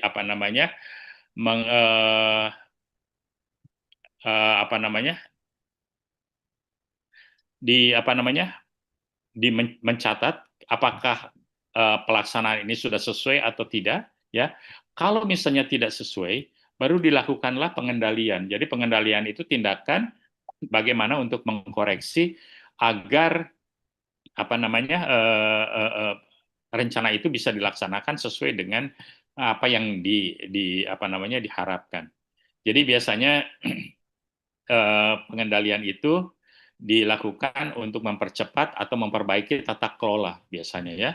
Nah, sedangkan evaluasi itu umumnya, ya kan, akan berisi kepada pencapaian kinerja, kendala atau hambatan atau langkah tindak lanjut yang diperlukan apabila ini dilakukan lagi pada penyusunan rencana pada periode yang berikutnya. Kira-kira demikian Bapak dan Ibu, ya. Nah, ini adalah dasar hukum pelaksanaan monitoring, evaluasi, dan pengendalian. Ya, jadi ujung-ujungnya saya hanya ingin mencoba menggambarkan saja kepada Bapak dan Ibu, banyak banget dasar hukumnya. Tapi ujung-ujungnya ini kembali lagi kepada Undang-Undang Nomor 25 Tahun 2004 tentang Sistem Perencanaan Pembangunan Nasional dan PP Nomor 17 Tahun 2017 tentang sinkronisasi proses perencanaan dan penganggaran pembangunan nasional. Ya, jadi itu yang saya ingin coba gambarkan. Ya. Nah, sekarang pertanyaan berikutnya, mengapa monitoring, evaluasi, dan pengendalian ini penting? Ya kan? Jadi ada beberapa hal, tapi yang jelas ini adalah amanat dari PP nomor 39 tahun 2006. Lalu diharapkan bahwa pembangunan itu bisa lebih terukur, ya. Jadi pemantauan berkala itu ditujukan untuk melihat kemajuan pembangunan, ya, dan melakukan koreksinya. Jadi bisa lebih terukur. Lalu juga pencapaian tujuan pembangunan, jadi pendekatan pengendalian dan evaluasi dapat mendorong pencapaian tujuan pembangunan yang telah ditetapkan. Dan yang terakhir tadi berulang-ulang saya sampaikan, jadi Monefdal ini penting untuk melakukan feedback bagi perencanaan. Ya, jadi ini sebagai umpan balik kita, ya, untuk periode berikutnya. Nah, barangkali ini yang paling penting, ya, untuk Bapak dan Ibu, ya, karena ada beberapa hal yang berkaitan, ada beberapa pertanyaan yang berkaitan dengan jenis-jenis evaluasi berdasarkan waktu. Jadi secara garis besar, evaluasi berdasarkan waktu ini bisa dilihat ada 3. Ya. Yang pertama itu evaluasi pada tahap awal perencanaan, pada tahap perencanaan. Ini dinamakan ex ante evaluation. Lalu yang kedua, evaluasi yang dilakukan pada saat pelaksanaan atau ongoing evaluation, ya kan? Dan yang ketiga itu adalah evaluasi yang dilakukan pada tahap pasca pelaksanaan atau yang dinamakan ex post evaluation. Nah, jadi Bapak dan Ibu, ya, kalau dilihat yang namanya evaluasi pada tahap awal, pada tahap perencanaan atau ex ante, itu dilakukan sebelum rencana ini ditetapkan. Ya kan? Jadi dilaksanakan sebelum penetapan rencana pembangunan. Sedangkan untuk ongoing dilakukan pada saat rencana pembangunan diimplementasikan. Dan ex post itu dilaksanakan setelah pelaksanaan rencana berakhir. Nah, apa sih tujuannya dilakukan ex ante evaluation ini? Ya, jadi biasanya ex ante itu dilakukan untuk menentukan skala prioritas dari berbagai alternatif kemungkinan cara mencapai tujuan, ya kan? Lalu juga sebagai pengendalian kualitas penyusunan rencana pembangunan. Dan yang ketiga, sebagai informasi dasar yang dipergunakan dalam evaluasi ongoing dan ex post. Ya. Nah, batasannya apa kalau begitu? Biasanya ya dalam tahap ex ante ini kan rencananya masih belum jadi. Ya. Jadi semua batasan itu atau data itu berdasarkan kepada perkiraan atau prospek, ya, atau kemungkinan, ya. Sedangkan untuk yang ongoing, ya, tujuannya itu adalah untuk mengukur atau menentukan tingkat kemajuan pelaksanaan rencana dibandingkan dengan rencana yang telah dilakukan sebelumnya, yang telah ditentukan sebelumnya, ya. Dan yang paling penting adalah untuk melakukan early warning atau tindakan koreksi apabila diperlukan. Ya. Nah, karena ini sifatnya ini pada tahap implementasi, ya. Jadi penilaian dalam tahap ongoing didasarkan pada kinerja atau kondisi aktual triwulan yang terjadi. Ya, jadi kalau tadi ex ante itu berdasarkan perkiraan, tapi kalau misalnya ongoing itu didasarkan kepada actual data actual atau kondisi yang sesuai pada saat itu. Nah, sedangkan untuk yang ex post evaluation tujuannya itu adalah untuk melakukan review apakah pencapaian atau keluaran ya kan hasil program mampu mengatasi masalah pembangunan yang ingin dipecahkan. Dan juga untuk menilai efisiensi atau keluaran hasil ya. Jadi untuk menilai efisiensi, untuk menilai efektivitas, untuk menilai manfaat ya dari suatu program. Yang dinamakan efisiensi itu adalah perbandingan antara keluaran ya dan hasil ya. Lalu efektivitas itu adalah antara hasil dan dampak terhadap sasaran. Sedangkan untuk manfaat itu dampaknya terhadap kebutuhan. Apakah ini bisa memecahkan masalah atau tidak? Nah, biasanya penilaian dalam tahap ex post ini ya, penilaian hasil hasil pelaksanaan itu sesuai dengan apa yang dianggap perlu ya. Jadi yang memungkinkan untuk ini agak Jadi penilaian dalam tahap ex post ini itu dilakukan melalui penilaian hasil pelaksanaan kegiatan sesuai dengan apa yang dianggap perlu dan memungkinkan untuk dilakukan perbaikan. Ya, jadi saya kira itu jenis-jenis evaluasi. Jadi nanti Bapak dan Ibu harus bisa memisahkan, harus bisa membedakan antara ex ante, ongoing, dan ex post evaluation. Ya. Nah, ini adalah kriterianya, ya kriteria evaluasi itu di sini ada 5, yang dinamakan relevansi, efisiensi, efektivitas, keberlanjutan, dan dampak. Jadi keberlanjutan itu Contohnya bisa melihat sejauh mana manfaat yang dihasilkan dapat berlanjut setelah intervensi kebijakan program berakhir. Umumnya, ya, kriteria evaluasi keberlanjutan ini digunakan pada ex post evaluation. Lalu juga dampak itu yang mengukur perubahan positif atau negatif akibat pelaksanaan pembangunan, baik dampak langsung maupun dampak tidak langsung, itu biasanya kriteria dampak ini digunakan pada saat expose. Sedangkan untuk relevansi, efisiensi, dan efektivitas, ya, itu digunakan di ex ante, di ongoing, ya, dan di expose. Ya, jadi saya kira nanti Bapak dan Ibu silakan baca saja. Ya, jadi kriteria evaluasi ini ada 5, ya, keberlanjutan, dampak, relevansi, efisiensi, dan efektivitas. Ya, oke. Nah, ini adalah yang apa namanya? Yang terakhir, ya, isu pembangunan berkelanjutan. Jadi Bapak dan Ibu, sebagai tadi yang saya sampaikan, jadi apa namanya? Setelah pembelajaran ini diharapkan Bapak dan Ibu itu mengenal dan memahami konsep-konsep dasar pembangunan berkelanjutan. Nah, jadi kenapa konsep dasar berkelanjutan ini apa namanya saya ambil?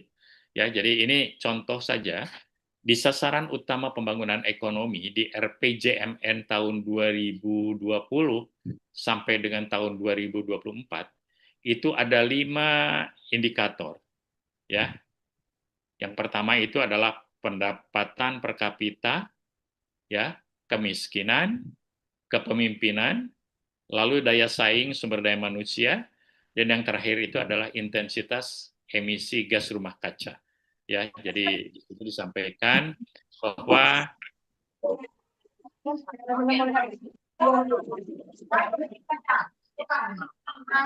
mohon Bapak dan Ibu tolong dicek lagi untuk ininya, untuk apa namanya audionya.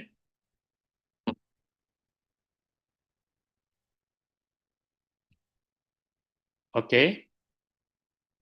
Ya, jadi intensitas emisi gas rumah kaca ini salah satunya ya itu adalah menurunnya emisi menuju zero emission atau no emission. Ya, jadi nah ini salah satu konsep yang digunakan itu adalah konsep pembangunan berkelanjutan. Ya. Nah, jadi Bapak dan Ibu, ya kan, barangkali perlu disampaikan apa sih yang dinamakan pembangunan berkelanjutan ini. Jadi pembangunan berkelanjutan itu adalah proses pembangunan yang bisa memaksimalkan sumber daya alam yang disediakan. Ya. Jadi di dalam proses pembangunan berkelanjutan ini itu proses yang dikehendaki apakah itu dimensi ekonomi, ya, dimensi sosial dan lingkungan dapat dilaksanakan dan berkembang secara bersamaan, ya, saling terkait, ya. Jadi satu dimensi itu harus bisa memperkuat dimensi yang lainnya.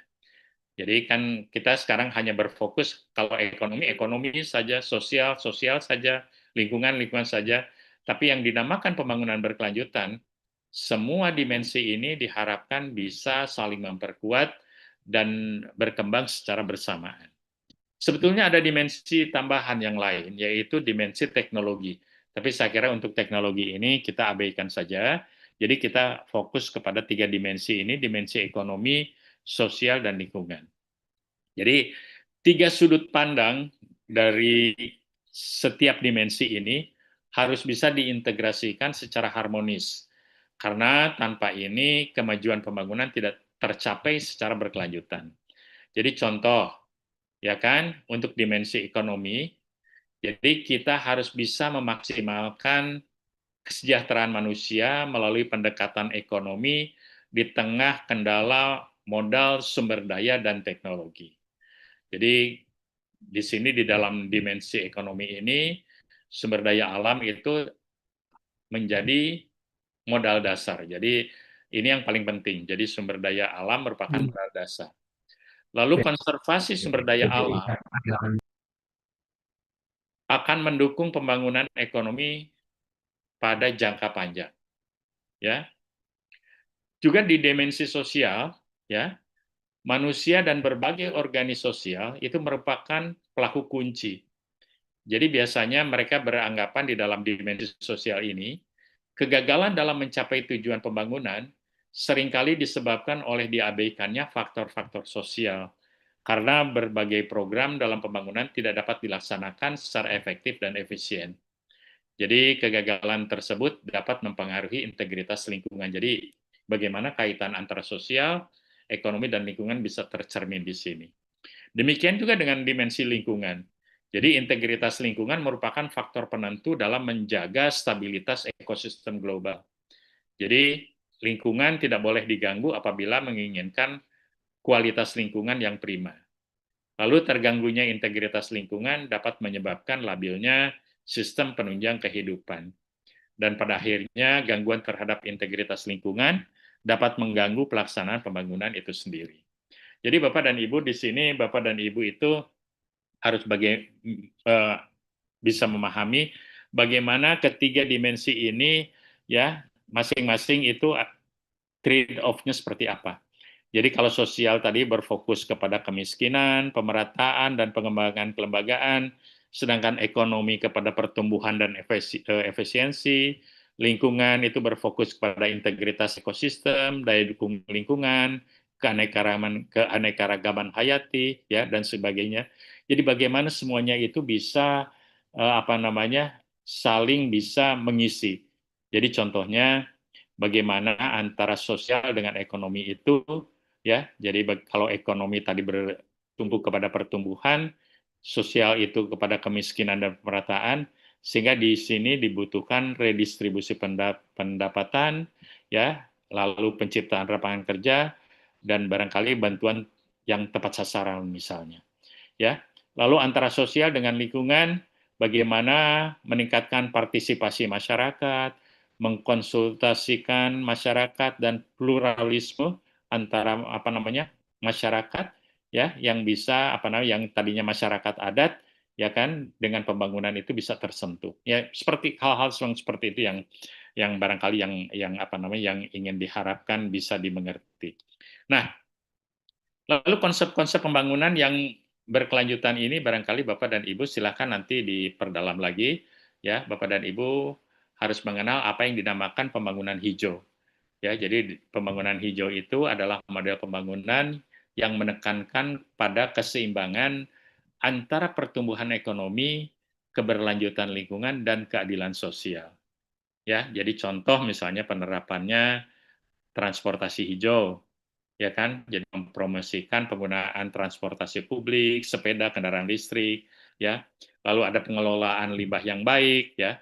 Jadi mengurangi, mendaur ulang, dan mengelola limbah secara bertanggung jawab, ya kan? Lalu pertanian berkelanjutan, ya, menggunakan metode pertanian yang ramah lingkungan, ya, penggunaan pupuk organik, ya, lalu energi terbarukan, mengembangkan tenaga surya, angin, dan air, ya, itu adalah salah satu contoh implementasi dari pembangunan hijau atau green development.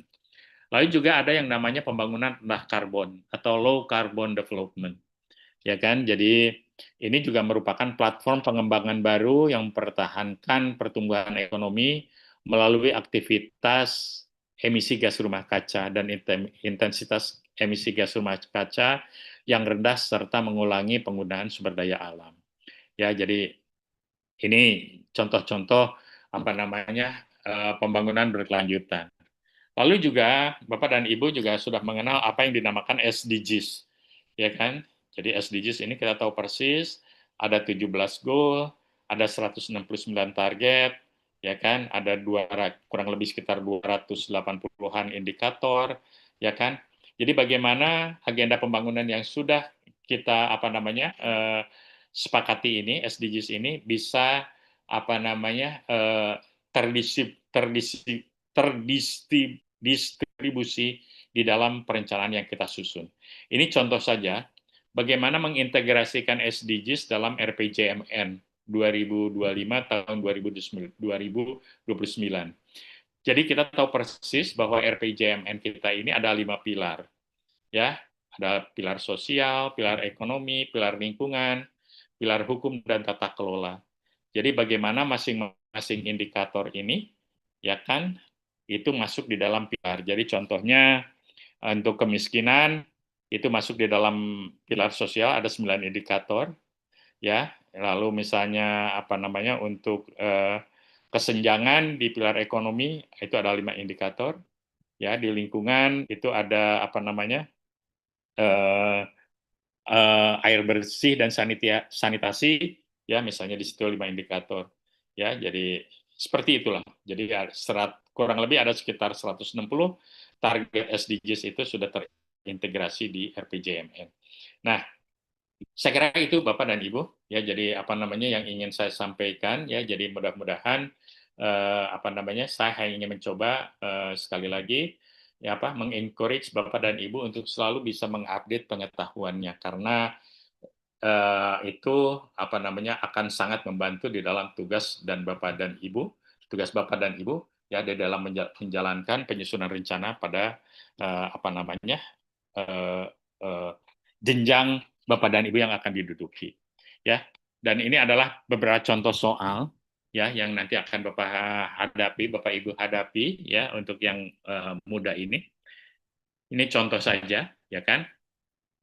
Misalnya di nomor 1 ini, dalam melaksanakan kegiatan pembangunan dibutuhkan suatu perencanaan. Hal ini diperlukan untuk ya jadi di sini kalau misalnya bentuk pertanyaannya jadi apa namanya apa namanya manfaat dari perencanaan apa yang apa namanya apa namanya yang dibutuhkan dalam satu perencanaan. Jadi di situ ada lima pilihan, ya. Jadi pilihan 1 menuntun arah pembangunan, mengatasi masalah ketidakpastian, menghilangkan inefisiensi, sebagai standar bagi pengawasan yang berkualitas, ya. Dan yang berikutnya itu semua pernyataan benar. Jadi kalau dilihat nomor A menuntun arah pembangunan itu betul, nomor B mengatasi masalah ketidakpastian itu juga betul, nomor C menghilangkan inefisiensi itu juga betul, sebagai standar bagi pengawasan yang berkualitas itu betul. Nah, jadi jawaban yang paling tepat itu adalah nomor E.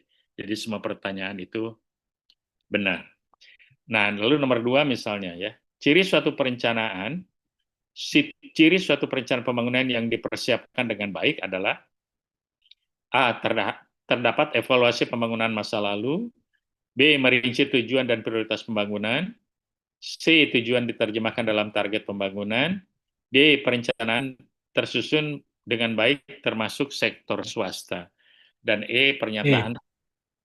Semua pernyataan benar. Ya, jadi nomor A itu betul, nomor B itu betul, nomor C itu betul, nomor D itu betul, maka itu nomor E. Ya, semua pernyataan benar. Ya. Nah, itu nomor 3. Dalam finalisasi proses penyusunan suatu rencana pembangunan, terdapat satu proses yang dinamakan musyawarah perencanaan pembangunan atau musrenbang, yaitu A. Proses musyawarah antara eksekutif dan legislatif, B. Proses sosialisasi materi rencana dengan publik, C. Proses penjaringan aspirasi masyarakat, E. Proses menyusun materi rencana secara gotong royong, E. Proses sinkronisasi kegiatan antara pusat dan daerah. Jadi kalau dilihat, nomor A, proses musyawarah antara eksekutif dan legislatif, tidak hanya eksekutif dan legislatif, tapi yang paling penting ini juga di sini adalah masyarakat. Ya, jadi nomor A dianggap kurang tepat. Lalu nomor B, proses sosialisasi materi rencana dengan publik. Sebetulnya ini bukan proses sosialisasi, tapi justru adalah untuk apa namanya menjaring aspirasi masyarakat. Jadi tidak hanya satu arah, tapi dua arah. Ya, tidak hanya sekedar mensosialisasikan, tapi juga mendapatkan aspirasi atau tanggapan dari masyarakat. Nomor D, proses penyusunan materi rencana secara gotong royong itu tidak gotong royong, tapi sebetulnya kita itu secara bersama-sama, ya. Jadi saling kolaborasi, ya. Jadi kalau gotong royong kelihatannya apa namanya masing-masing punya perannya, tapi justru di sini semua berperan, ya. Nomor E itu adalah proses sinkronisasi kegiatan antara pusat dan daerah. saya kira bukan ini ya, karena ini bukan tempatnya untuk melakukan sinkronisasi kegiatan, tapi untuk menjaring aspirasi. Jadi yang paling tepat itu adalah nomor C, proses penjaringan aspirasi masyarakat. Nah, saya kira Bapak dan Ibu, saya yakin Bapak dan Ibu kalau misalnya bisa mengikuti ya, saya yakin bisa dengan mudah menjawab semua pertanyaan itu. Saya kira itu yang ingin saya sampaikan Bapak dan Ibu. Kalau misalnya masih ada pertanyaan, mohon maaf kalau buru-buru karena saya mengejar target waktu ya. Karena 10:30 kan nanti ada pembicara yang lain. Jadi saya kira Mas Fuad, saya serahkan apabila ada pertanyaan, masih ada waktu kurang lebih sekitar 15 menit. Kami persilahkan. Izin, Prof. Ya, silakan. Izin. Saya ingin bertanya. Silakan sebutkan namanya dari mana dulu ya. Nama saya Richard Simanjuntak dari Bapeda Kota Pematang Siantar, Sumatera Utara, Prof. Ya. Saya ingin bertanya tentang struktur prioritas nasional tadi, Prof. Saat ini ada dikenal dengan namanya PHTC, Program Hasil Terbaik Cepat. Kalau di dalam struktur prioritas itu di posisi mana ya, Prof? Apakah prioritas nasional, apakah program prioritas? Itu yang pertama. Yang kedua, saya tidak melihat di paparan Prof ini posisi Permendagri 86 tahun 2017. Karena kami di daerah, pedoman kami di dalam menyusun dokumen perencanaan itu Permendagri 86 2017. Dan yang terakhir ini ada instruksi Menteri Dalam Negeri nomor 2 tahun 2025 terkait dengan pedoman teknis penyusunan RPJMD dan Renstra. Dan ini beberapa kali kami ikuti di dalam sosialisasinya. Ini ada tarik-menarik antara Bappenas dan Kementerian Dalam Negeri juga terkait dasar penyusunan doktrin terkhusus RPJMD, di mana ada perbedaan di dokumen di Permendagri itu sendiri dengan di instruksi Menteri Dalam Negeri. Dan di dalam penyusunan RPJMD itu sendiri, Inmendagri itu tidak dimasukkan menjadi landasan hukum ketika kami melakukan harmonisasi Ranperda, Ranhir, RPJMD. Padahal di dalam proses penyusunannya, Inmendagri itu menjadi panduan, Prof. Tapi di dalam akhir dari dokumen ketika harmonisasi itu tidak menjadi landasan karena itu bukan bagian dari produk hukum kalau menurut dari bagian hukum di provinsi. Terus yang berikutnya, Prof, terkait urusan penunjang yaitu perencanaan. Perencanaan ini tadi kita sudah mendengarkan adalah sesuatu yang sangat penting. Tetapi di dalam urusan yang ditetapkan di dalam Undang-Undang 23 2014 itu perencanaan itu masuk di dalam penunjang sama dengan unsur pengawasan yang dilakukan oleh inspektorat. Tapi kami melihat di daerah sesuai dengan peraturan bahwasanya inspektorat itu mendapat dukungan anggaran sesuai dan masuk dalam mandatory spending ada 1% dari APBD di luar dana alokasi khusus, yang dimana dana tersebut bisa untuk meningkatkan kompetensi dari SDM di inspektorat selaku fungsi pengawasan. Kami kadang di daerah di bagian perencanaan kurang mendapatkan hal yang seperti itu, Prof. Mungkin bisa nanti Bappenas untuk mendukung supaya perencanaan itu juga bisa mendapatkan mandatory spending. Itu kurasa, Prof, dari saya. Terima kasih, Prof. Baik, saya jawab dulu ya, Pak Richard Simanjuntak. Yang pertama itu tadi PH apa namanya?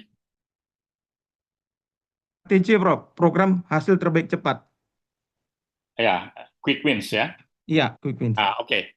Jadi quick wins itu kan sebetulnya itu indikator saja, ya itu masuk di dalam program nasional, ya. Jadi itu semuanya ada, tapi quick wins itu diambil biasanya untuk waktu tertentu saja, misalnya 100 hari, ya 3 bulan, ya.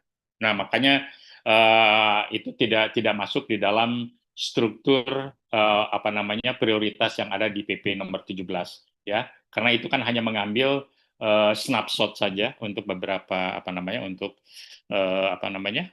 jangka waktu tertentu. Lalu yang kedua Pak Richard, ya, Permendagri, instruksi Mendagri, ya kan, kenapa saya tidak ambil? Ya, terima kasih masukannya, tapi kenapa saya tidak ambil? Jadi mohon Pak Richard mengerti bahwa saya ini sedang memaparkan kisi-kisi materi untuk uji kompetensi, ya kan? Sedangkan uji kompetensi itu tidak hanya diikuti oleh para perencana yang ada di tingkat daerah saja, tapi juga ada perencana yang ada di tingkat pusat, ya.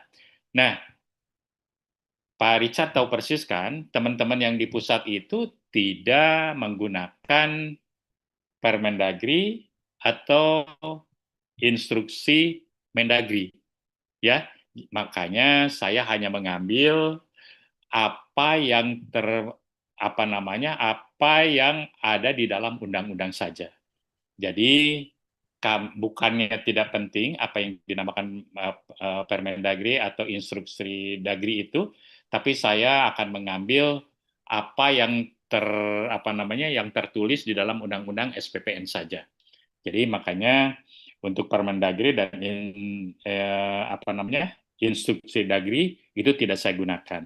Tapi saya kira masukan ini bisa saya sampaikan nanti kepada teman-teman di Bappenas bagaimana ini bisa digunakan. Ya, itu Pak Richard ya, nomor 2. Sedangkan untuk urusan perencanaan ya memang begitu Pak. Jadi yang namanya perencanaan itu adalah kewenangan yang didelegasikan oleh pusat kepada daerah. Ya, jadi karena diharapkan bahwa daerah itu mempunyai keleluasaan untuk merencanakannya sendiri. Ya, jadi ini memang termasuk di dalam salah satu reformasi pada waktu reformasi awal dari sentralisasi kepada otonomi. Ya, kalau sebelumnya itu memang kan pemerintah pusat yang melakukan perencanaan itu, ya kan? Tapi sekarang ini perencanaan itu didelegasikan kewenangannya kepada daerah. Saya kira itu secara singkat yang bisa saya gambarkan Pak Richard. Ya, mudah-mudahan puas ya dengan jawaban saya. Terima kasih. Terima kasih Prof. Tapi terkait tadi dengan yang salah satu unsur penunjang itu pengawasan tadi Prof. Ya. Nah, teman-teman di inspektorat itu mendapat dukungan yang 1% tadi dari APBD. Jadi mereka lebih bisa memaksimalkan kompetensi SDM-nya melalui anggaran yang mandatory spending tadi, Prof. Mungkin nanti bisa teman-teman Bappenas atau Prof sendiri bisa mendorong juga teman-teman perencana di daerah bisa memperoleh mandatory spending seperti itu juga, Prof. Demikian, Prof. Oke. Terima kasih masukannya Pak Richard. Ya. Baik, kita masih punya waktu. Silakan kalau misalnya ada pertanyaan. Izin Prof. Yes. Yep. Izin Prof. Silakan. Terima kasih Prof. Saya Mulyadi Pak dari Dinas Energi dan Sumber Daya Mineral Provinsi NTB. Ya, Pak Mulyadi. Ya, pertanyaan saya tadi di dalam Undang-Undang 25 tahun 2004 kaitan dengan SPPN, kan di situ perencanaan sudah diatur. Kemudian nanti kita masuk ke visi misi gubernur juga kalau kita di daerah. Nah, kalau kaitannya dengan direktif pimpinan atau gubernur itu dalam perencanaan itu dia di tahapan mana dia masuk itu kalau direktif itu, Pak Prof? Mungkin itu Pak. Terima kasih. Cuma satu ya. Ya, baik Pak Mulyadi. Tadi yang saya sudah sampaikan itu, bagaimana kita itu sebagai seorang perencana itu harus bisa mensinkronkan antara domain di tingkat dari domain politik pusat dan domain politik di provinsi, ya. Jadi sebetulnya ya kan apa yang disampaikan oleh di tingkat pusat itu adalah merupakan pedoman. Tapi untuk pengisiannya itu dilakukan oleh daerah dengan mengisi itu domain-domain keinginan dari gubernur, ya. Jadi biasanya itu ada yang dinamakan multilateral, bilateral meeting, ya, antara pemerintah pusat dengan pemerintah daerah. Jadi di situ bisa masuk keinginan dari gubernur, ya. Kan nanti kalau misalnya Pak Mulyadi menyusun rencana pembangunan jangka menengah untuk sektor energi, ya kan? Ya isinya itu keinginan gubernur semua. Tapi direktif secara nasional untuk energi, nah itu ada di perencanaan nasionalnya, ya, ada di RPJM tingkat nasional. Jadi Pak Mulyadi itu harus menyusun, bisa menjabarkan apa keinginan nasional, ya kan, untuk di NTB ini. Jadi bagaimana nanti Pak Mulyadi bisa mengisi, ya,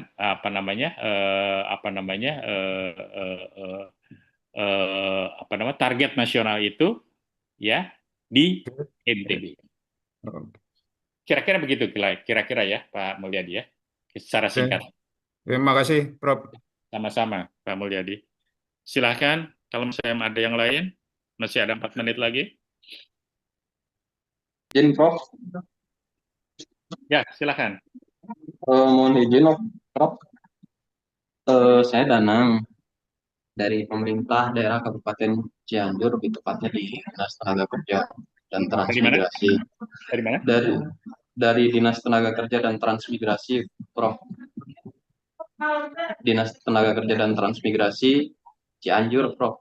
Oh, Cianjur, yuk. Terkait paparan Profesor tadi yang tingkat kemiskinan menurun dan ketimpangan atau Gini rasio itu berkurang, ya, Prof. Bagaimana sih langkah strategis atau solusinya untuk mengatasi agar ketika tingkat pengangguran terbuka itu menurun, Gini rasio juga tetap menurun, Prof.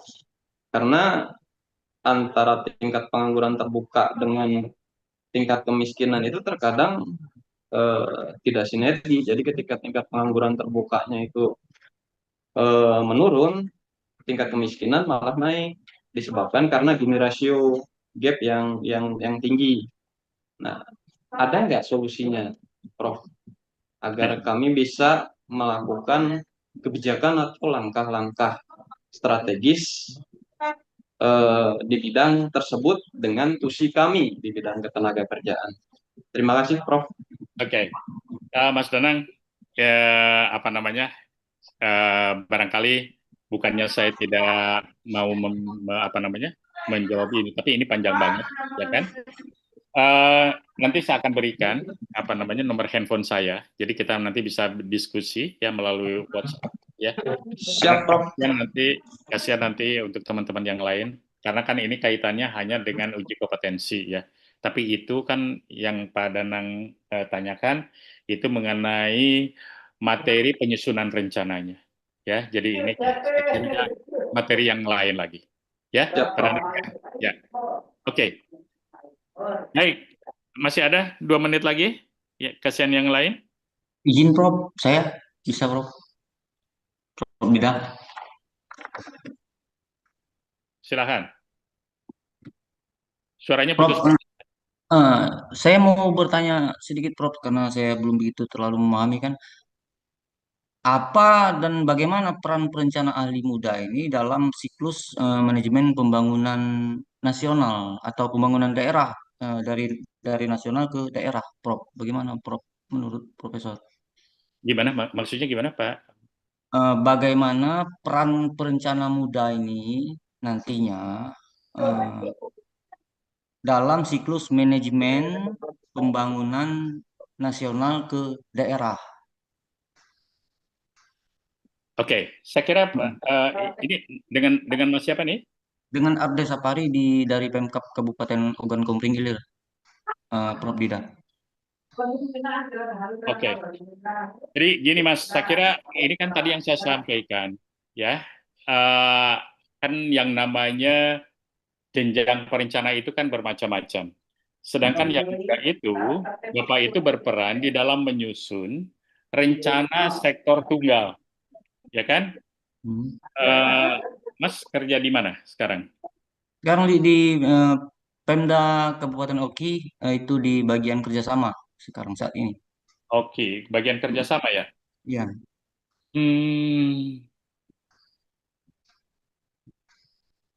Bagian kerjasama. Sebelumnya Kalau saya misalnya, saya pernah di perencanaan di Satpol PP, di Litbang, habis itu ke kelurahan dan nah, kembali. saya terus terang Mas kurang paham. Tapi kan yang jelas itu, nanti kan Mas ini kan harus bisa menyusun rencana sektor tunggal. Ya kan? Rencana sektor tunggal itu barangkali nanti instansinya mana. Jadi ya itulah kira-kira. Ya kan? Jadi perencanaan pada sektor yang Mas tekuni saat ini. Ya kan? Jadi kalau saya tidak tahu, kalau misalnya di bagian kerjasama itu rencana apa yang dihasilkan? Kan harus ada buktinya nanti kan, kalau misalnya pekerjaan itu kan. Nah itu saya mohon maaf, saya bukannya karena saya tidak paham, ya kan. Tapi kan nanti pada satu saat, Mas itu kan harus bisa menunjukkan apa namanya, kalau misalnya angka kredit kira-kira apa namanya, ya itu hasil perencanaan yang dihasilkan itu, ya kan? Ya, Pak. Terima kasih. Ya. Ya, siap. Oke. Paham. Ada lagi?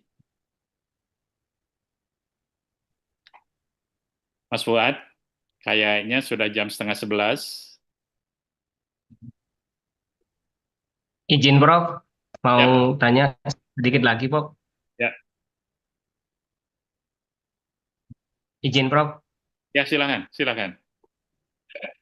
Ya, saya Muhammad Yulfi Rusdani, Prof, dari Dinas Perhubungan Kota Tasikmalaya.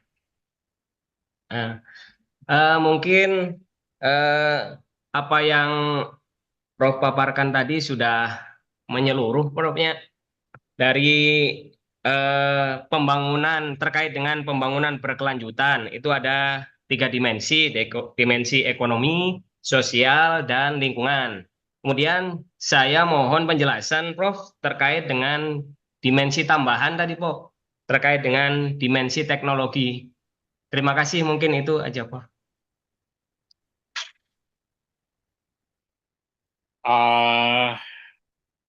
Jadi kan bisa dibayangkan tadi untuk 3 dimensi saja, trade-off-nya itu apa namanya, sudah begitu kompleks ya. Jadi bagaimana antara sosial dengan ekonomi itu apa namanya, usaha-usaha apa yang harus dilakukan. Antara ekonomi dengan lingkungan juga begitu.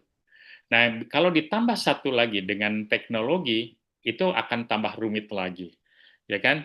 Jadi makanya saya bukannya tidak apa namanya, tidak mau menjelaskan, tapi ini barangkali akan terlampau teknis, ya kan?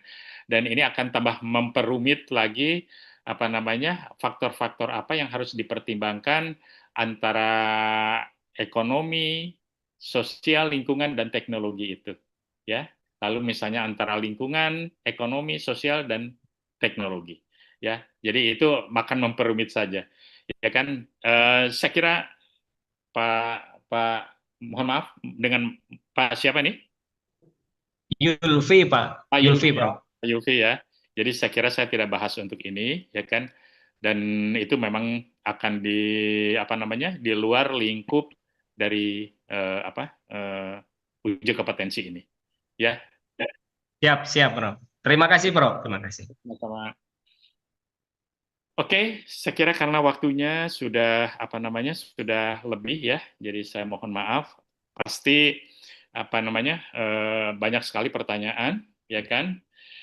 Saya kira Bapak dan Ibu bisa chat saya aja di 0816 995958, ya kan. Jadi kalau misalnya ada pertanyaan silahkan secara personal. Nomornya, Prof.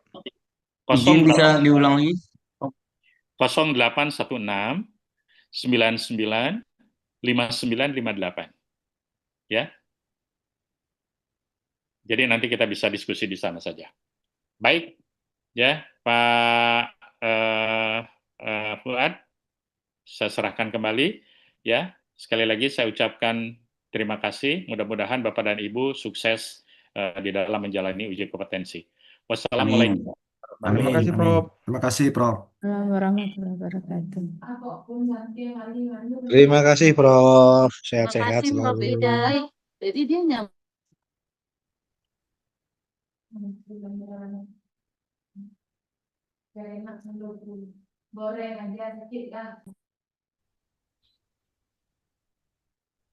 Baik, terima kasih Bapak Ibu teman-teman, terima kasih Prof. Dida yang sudah memberikan materi yang komprehensif ya terkait dengan pengetahuan umum atau bekal untuk teknis perencanaan ya. Jadi memang di dalam nanti ketika Bapak Ibu teman-teman menjadi perencana itu mungkin baru madya ya. Ketika jenjang madya baru ada spesifikasi apakah nanti mau ke ekonomi ataukah mau ke sosial ataukah ke spasial ya. Teknis perencanaan tidak masuk dalam pilihan, cuman teknis perencanaan itu nanti menjadi bekal ya Bapak Ibu, karena di dalamnya ada undang-undang SPPN, terus tadi standar kompetensi yang saat ini masih di mejanya Menpan. Jadi nanti kalau Bapak Ibu teman-teman menanyakan standar kompetensinya JEP mana sih, sebenarnya sudah ada di Menpan ya Bapak Ibu. Jadi standar kompetensi dan kamus kompetensi. Kalau standar kompetensi itu peraturannya nanti dari Menpan. Kalau kamusnya setelah itu diturunkan menjadi kamus kompetensi, itu nanti dari Menteri PPN atau Bappenas ya. Jadi tapi saat ini sudah di meja Menpan karena Menpan juga akan membuat standar kompetensi untuk seluruh jabatan fungsional. Ya, jadi mohon ditunggu Bapak Ibu ya. Jadi benar yang disampaikan oleh Prof. Dida, nah, sementara standar kompetensi masih menggunakan Permen 3 ya tahun 2011 dan juga SKKNI-nya dari Bappenas, turunan dari KKNI-nya Permenaker. Baik, teman-teman, Bapak Ibu semuanya, kita kasih aplaus ke beliau, Pak Dida. Mohon izin kalau memang masih ada kegiatan lain bisa meninggalkan ruangan. Dan Bapak Ibu teman-teman, nanti silahkan rehat dulu ya. Nanti kita akan kembali pada pukul 13.30 untuk mengikuti sesi terakhir, yaitu spesifikasi bidang sosial ya. Nanti setelah ya. Udah kan